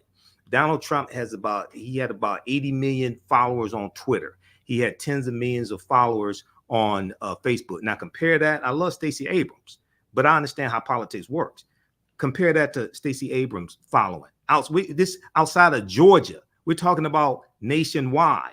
Right. Okay. Look, if she couldn't win the governorship in Georgia,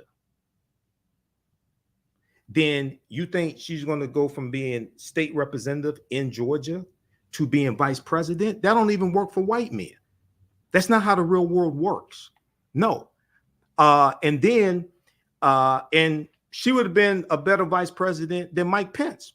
Go look at Mike Pence's record. Mike Pence was a member in the House of Representatives. Mike Pence was the governor of Indiana. Pence was put on the ticket to balance out the fact that Donald Trump had no experience in politics. That's why Pence was put on the ticket, because he had experience in writing legislation for the federal government. He had gubernatorial experience. Stacey Abrams, state representative. She doesn't have gubernatorial experience. She doesn't have experience in running a state or a city or anything like that. That stuff, we have to stop dealing with these fairy tales. Absolutely. Absolutely. I appreciate all of the comments and that came in from our online culture crew. Look, Brother Michael, we got to take a quick pause. When we come forward, let's switch gears a little bit, because as we talk over, we've been to be focused on black men making what they say and where they stand. So we're going to move on from Hakeem Jeffries to LeBron James. I'm going to share with you what LeBron had to say about the double standard of media when it comes to telling the story or talking about where a person stands as it relates to Jerry Jones, the owner of the Dallas Cowboys, and Kyrie Irving, who has been in a number of controversies relating to that infamous tweet. So I'm going to share with you what LeBron had to say. And I'm asking the question, does LeBron James have a point? Stay with us. That conversation is up next here on The Culture on the Black Star Network.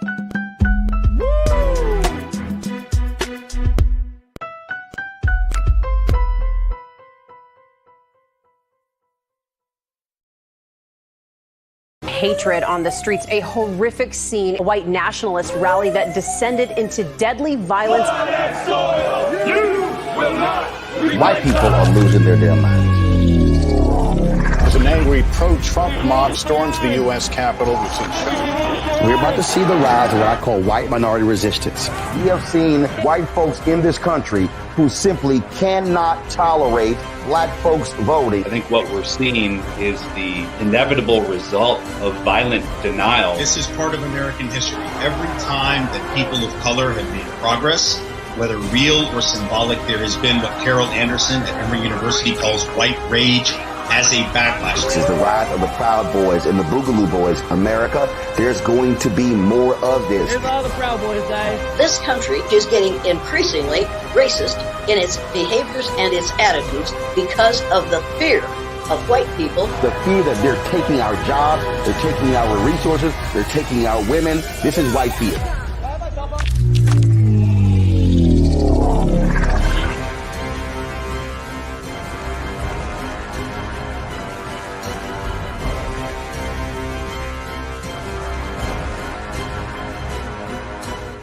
Pull up a chair, take your seat.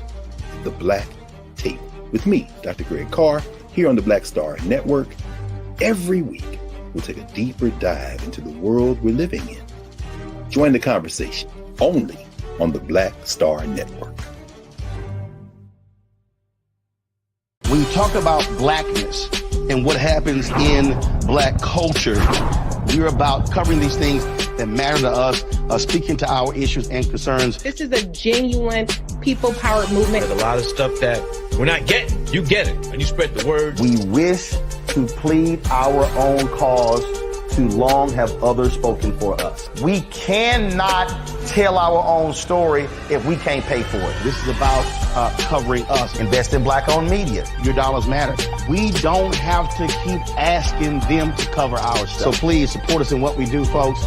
We want to hit 2,000 people, $50 this month, raise $100,000. We're behind $100,000, so we want to hit that. Y'all money makes this possible.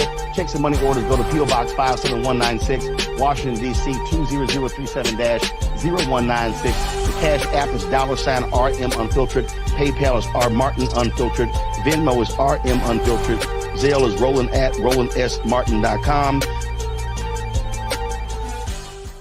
Hi, I'm Dr. Jackie Hood Martin, and I have a question for you. Ever feel as if your life is teetering and the weight and pressure of the world is consistently on your shoulders? Well, let me tell you, living a balanced life isn't easy. Join me each Tuesday on Black Star Network for a Balanced Life with Dr. Jackie. We'll laugh together, cry together, pull ourselves together, and cheer each other on. So join me for new shows each Tuesday on Black Star Network, A Balanced Life with Dr. Jackie.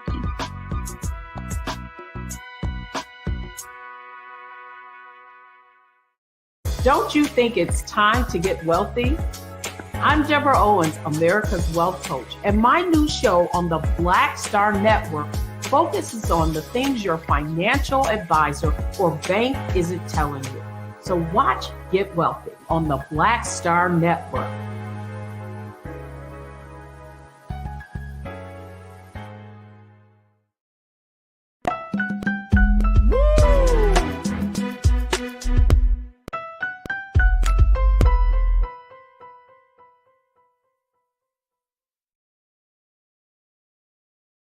All right, folks, welcome back to the show.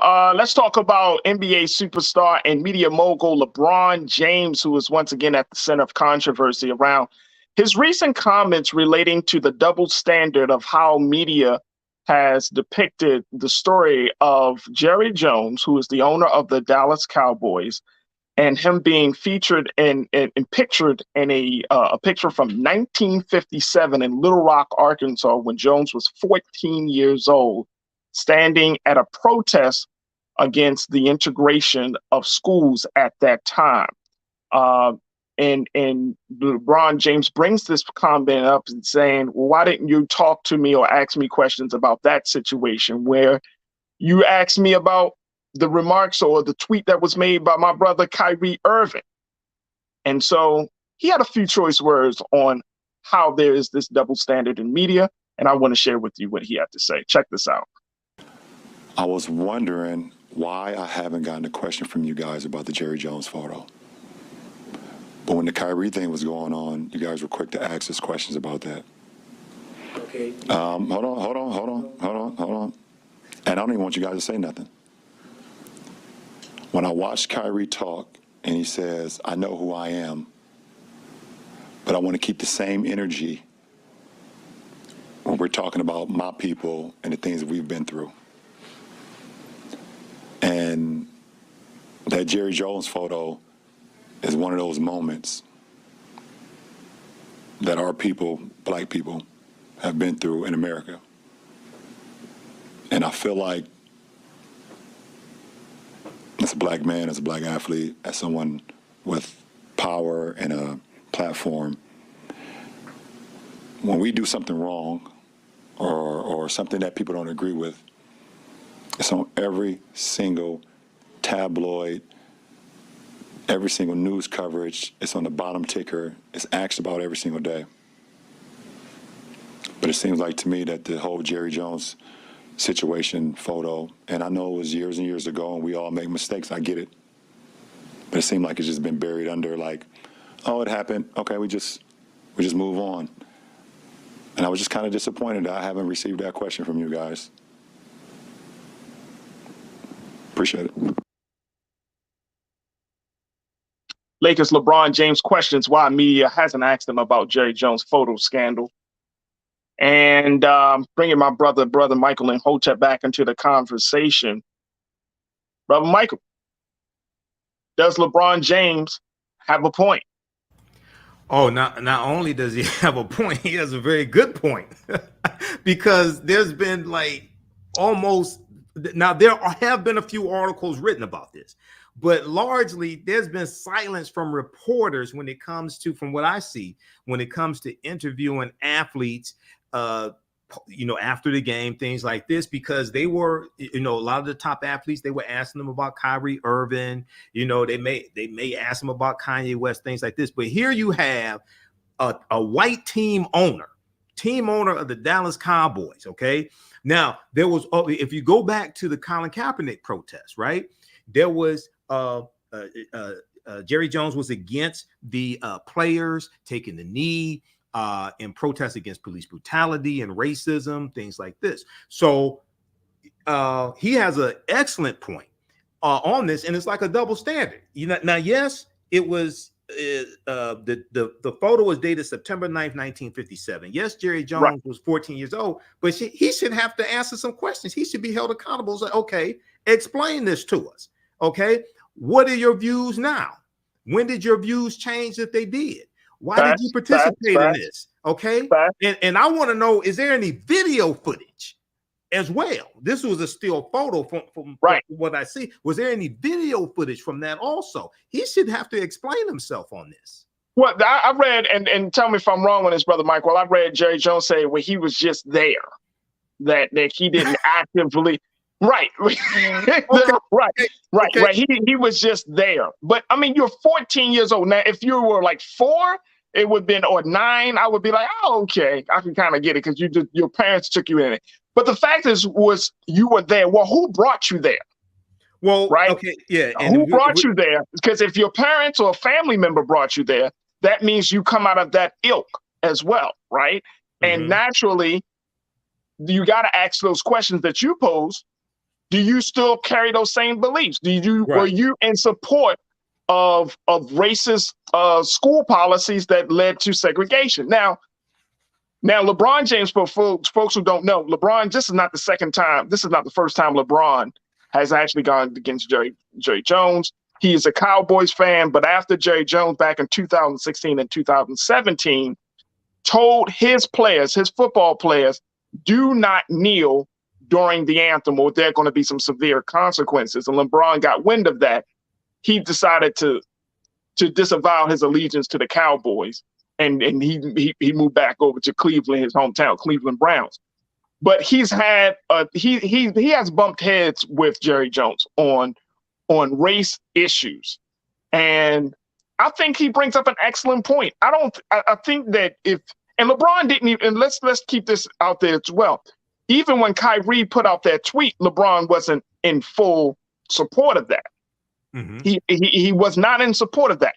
But I love the fact that LeBron says, no, you're not going to beat up on my brother and want me as the person who has a power, the platform, the attention to beat up on him. And then you're not going to beat up on a man who is, look, I'm not surprised Jerry Jones has been it was seen in his photo. I'm not surprised. Have you ever heard this man? And I'm not saying you, Brother Michael. I'm saying for our watchers, have y'all ever heard this man talk? He talks about these players like he owned them. Right. Exactly. You know what I'm saying? Like he's a straight slave owner. Mm-hmm. And it's like, bro, that's not how we roll in 2022. I appreciate LeBron for acknowledging this. And I love the fact that you got more and more black men in these major high-profile positions who are saying, you know what? We're tired of y'all keep beating up on us, man. I love it, bro. I love it, bro, Michael. Yeah, I agree with that. And, we should call him out on the carpet because he has to explain himself. Now, that there's a article from the Washington Post that was written by Philip Bump on Wednesday, November 30th, 2022, a 1957 photo of Jerry Jones reminds us how recent America's past is. And now Jerry Jones is saying, so it was a protest of about a few dozen white teenagers who confronted a group of black students outside the doors of North Little Rock High in Arkansas. And so if he says he was just there, okay, well, did you attend the school? Why were you there with the protest? Did the protest just manifest itself out of nowhere? Was the protest organized? So he has to do a better job of really explaining this. And he needs to hold a press conference and explain what happened. Okay, we know you were 14. Okay, but what happened? Why you were there? What were your feelings at that time? Have your feelings changed? If they have changed, why have they changed? And how have they changed? I agree. But here's what the arrogance of Jerry Jones is going to be. He's going to say, I bet you, if I was a betting man, Brother Michael, I would bet to say that man is not going to go through. He is not going to do a press conference. His arrogant ass is going to act as if he don't need to explain himself. And really it's going to come down to stopping the money coming into his pockets. Right. Like the NFL needs to, and the commissioner, Paul Tagliabue, needs to say something about this situation. Because to LeBron's point, you talking about a tweet, about a documentary, right? That Kyrie didn't make, he didn't write, he didn't produce, he just tweeted. But you can't talk about a moment in time that was like you are fully engaged in that moment at a place, at a time where racism was yelling loud and strong. You don't, no. You need to be called to the carpet for it. Now, here's the other thing, and I'm sure you picked up on this as well. The NFL is much harsher when it comes to these type of moments, and they fumble the ball more than the NBA. This is why I said this. NBA players, they can, and I don't know if it's just because of the culture or if it's an unwritten policy or written policy, but the NBA player seems to have a little bit more leniency. Adam Silver, the commissioner for the NBA, he allows the players to express their political views, whether on the court with the shirts, they can say certain things without suffering the quote unquote the consequences. I don't think Adam Silver is going to check LeBron James, who is the face of the NBA, about this situation. But on the NFL side, black players have to stay silent at our own detriment. And y'all can check me in on this and tell me if I'm wrong, but y'all can see how the NFL manages racism and social justice issues is way different than how the NBA does it. And I don't know, Brother Michael, if that's like, how should we look at that? Well, number one, in the NBA, there are a lot less players. There are 11 players on the team. So their power is much more concentrated, okay? Right. Whereas in the NFL, there's 53 players on the team, okay? So it's much different. And in the NFL, their career, they have the shortest career out of the three major sports: football, basketball, and baseball. The average career in the NFL is about 3.6 seasons, whereas with the NBA, it's on average 5 seasons. So their power is more concentrated. And because there are a lot less players in the NBA, this increases the power of somebody like a LeBron James. There's an article that I just posted the link here. Maybe somebody can pull it up on the screen, Joel or Ariel. This is from businessinsider.com. And the name of this article is LeBron James called out reporters for not asking him about a 1957 photo showing Jerry Jones in the crowd preventing integration of his high school. This article is from December 1st, 2022. And they pick up the story from the Washington Post. And the Washington Post spoke with Jerry Jones. Jerry Jones said that, and I'm scrolling down to this, Jones told the Washington Post that he had showed up to the high school out of curiosity, despite his football coach telling players not to go. He said, quote, I don't know that I or anybody anticipated or had a background of knowing what was involved. It was more a curious thing, end quote, he said. Now, Jerry Jones is 80 years old. He told reporters when asked about the photo that he is, quote, sure glad that we're a long way from that era. He lying, bro. He lies to his damn teeth, man. Yeah. You know he lying because that same mentality is how he runs his business, how he runs the Dallas Cowboy team and organization. He lying. Well, so at the same time, I don't know if there have been any statements from the NAACP, National Urban League, National Action Network, any other civil rights organizations, but there should be pressure on Jerry Jones to come forward, explain what happened, explain what your views were then, explain what your views are today.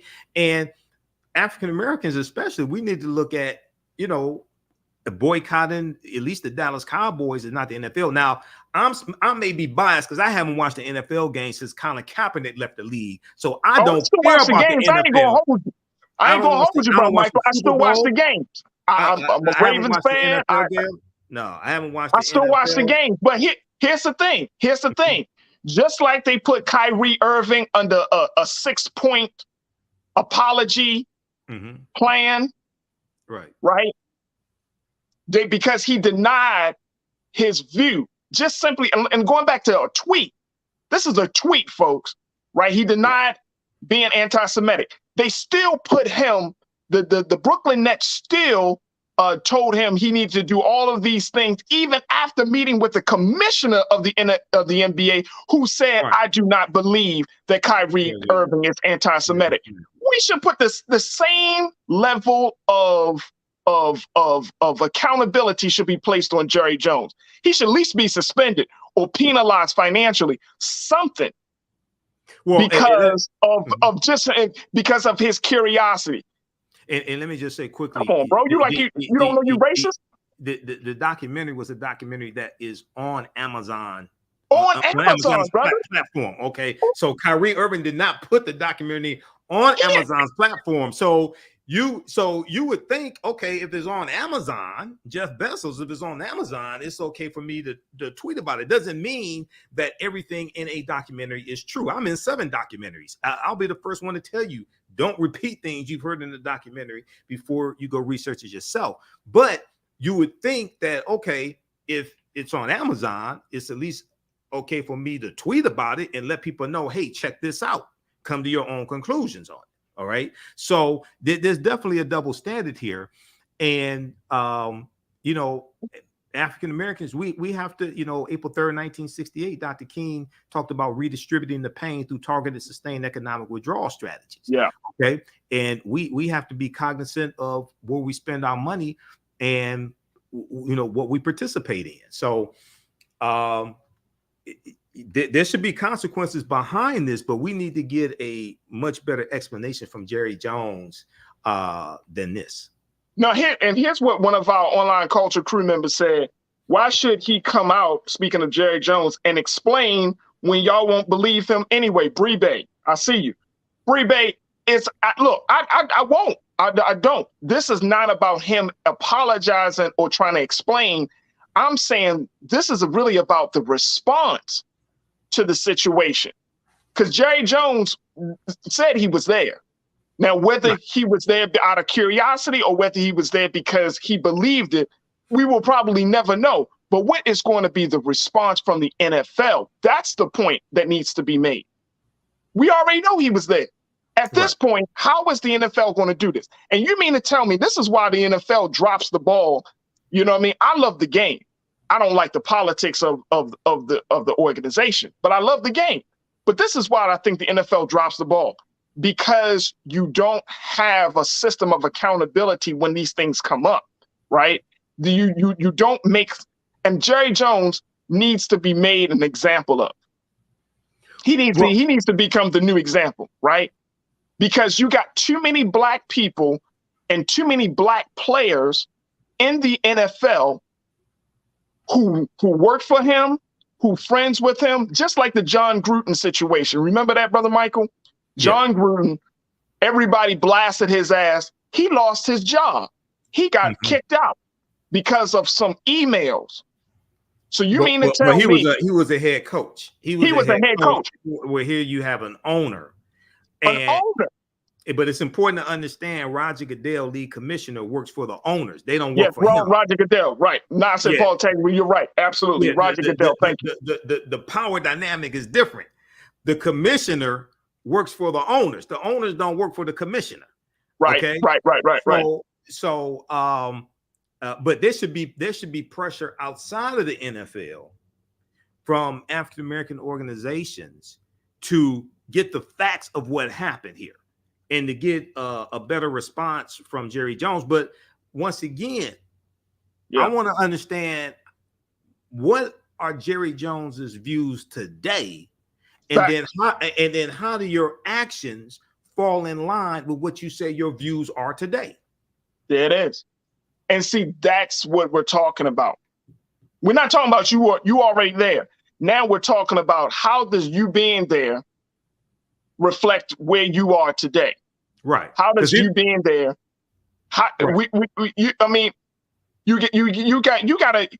You can't, and we know and understand. I think this is the important part. If you're serious about eradicating and stopping racism that's painted on your end zones, then you got to start with the owners. You got to start with the people that are making the decisions about the lives and the quality of life of black players who are managing black players. If you're serious, then you would make an effort to say, okay, Jerry, we may need to suspend you. We need to do an investigation. We need you to put out a statement.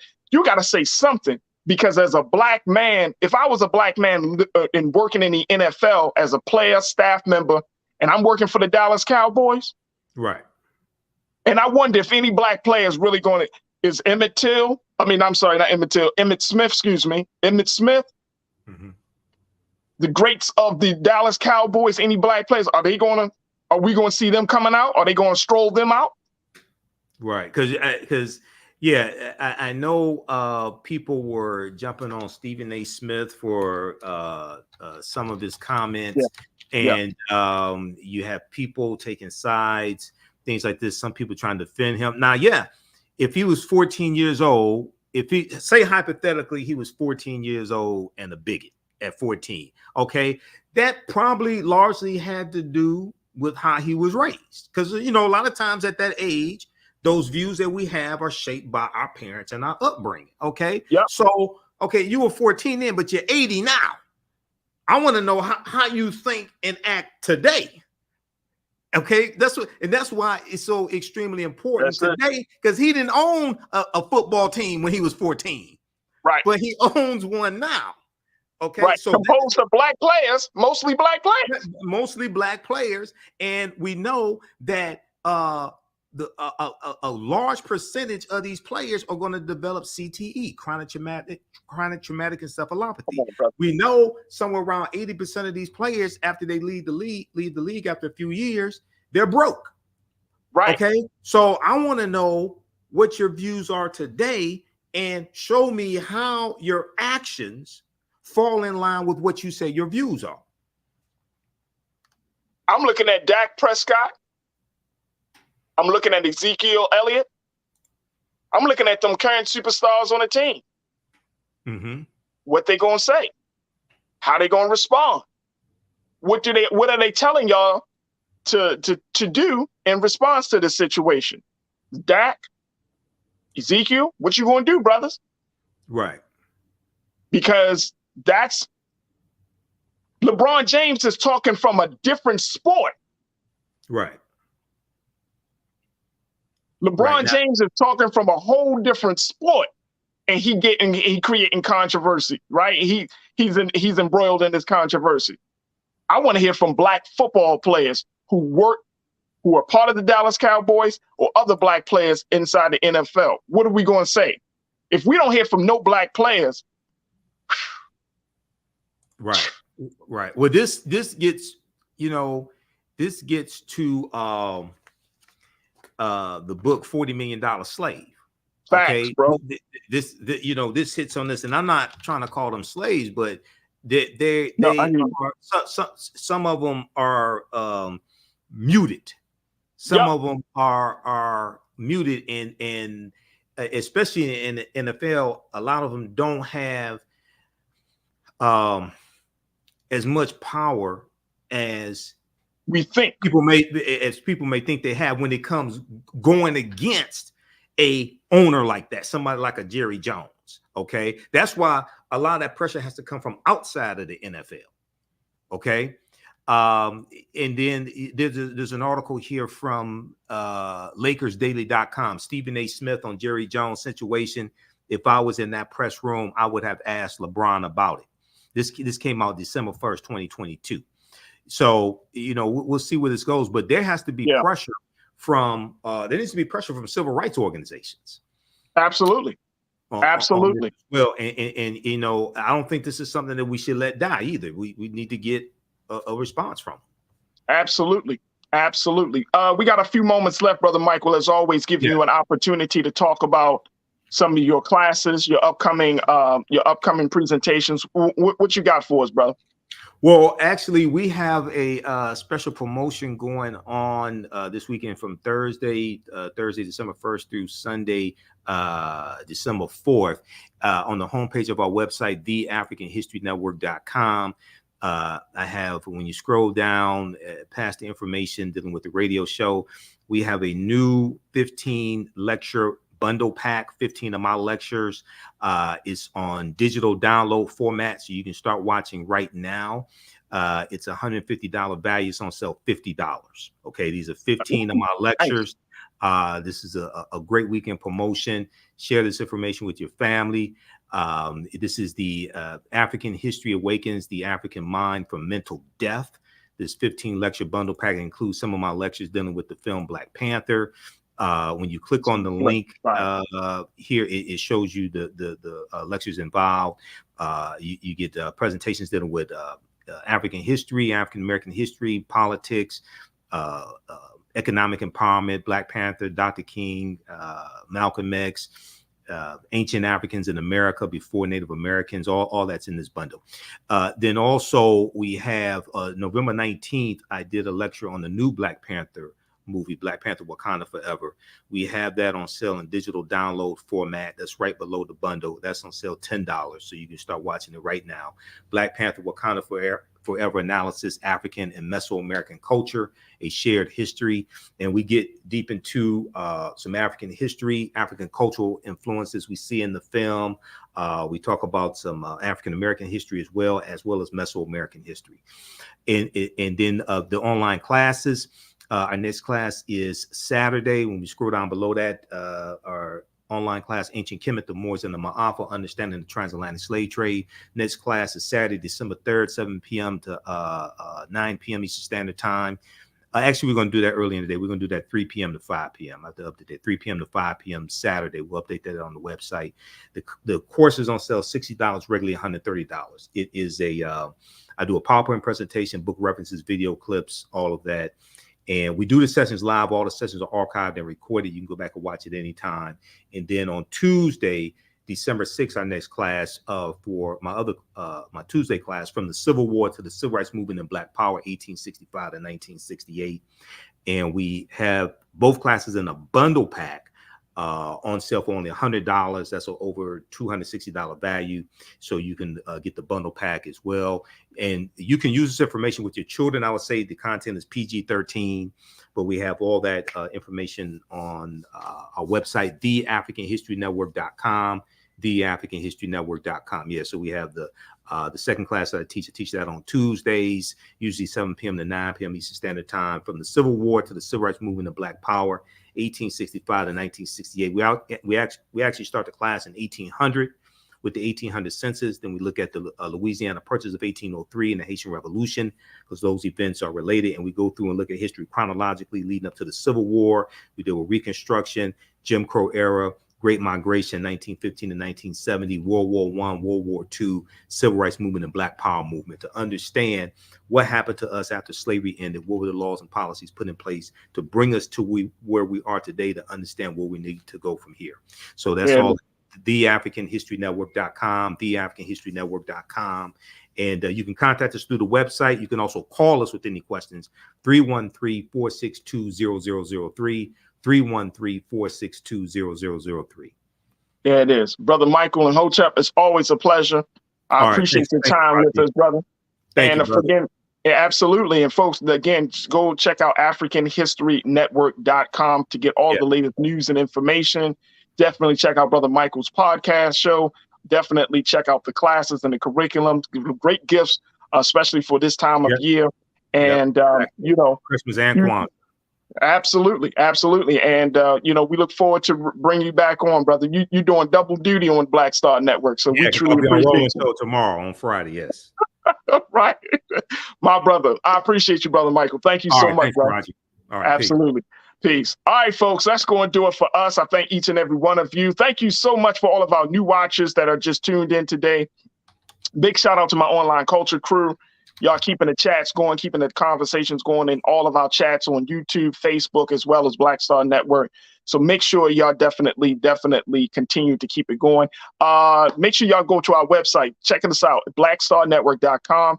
If you are enjoying the conversations, if you love what we bring to the discussion, make sure you support us financially, share the content, let people know what we're doing. As we are always streaming something powerful, something major, something important and necessary, but support us financially and otherwise. Support blackstarnetwork.com. Also follow us on all of our social media spaces at Black Star Network on IG, Black Star Network on Twitter as well. And while you're there on social media, if you want to connect with me, you could do so right now at Farajii on Twitter, at Farajii, and The Real Farajii on IG. I would love to connect with you. Let's continue to build the community. And I'm just so grateful that so many of you are finding us here on the culture, here on the Black Star Network, continuing to have these discussions, cultural discussions that I think are very, very important and timely for us to have. So again, thank you so much for tuning in. Stay tuned. Up next is Roland Martin Unfiltered, 6 p.m. Eastern Standard Time. As always, never be afraid to challenge what's wrong, stand for what's right. while being yourself in the process. God willing, we'll talk tomorrow. And I'm expected to bring another new voice, another culture crew voice tomorrow. So can't wait for her to be on. So we'll have those conversations tomorrow. But again, thank you for tuning in this afternoon. God willing, we'll talk to you tomorrow for another exciting edition of The Culture right here on the Black Star Network. Talk to you soon. Peace.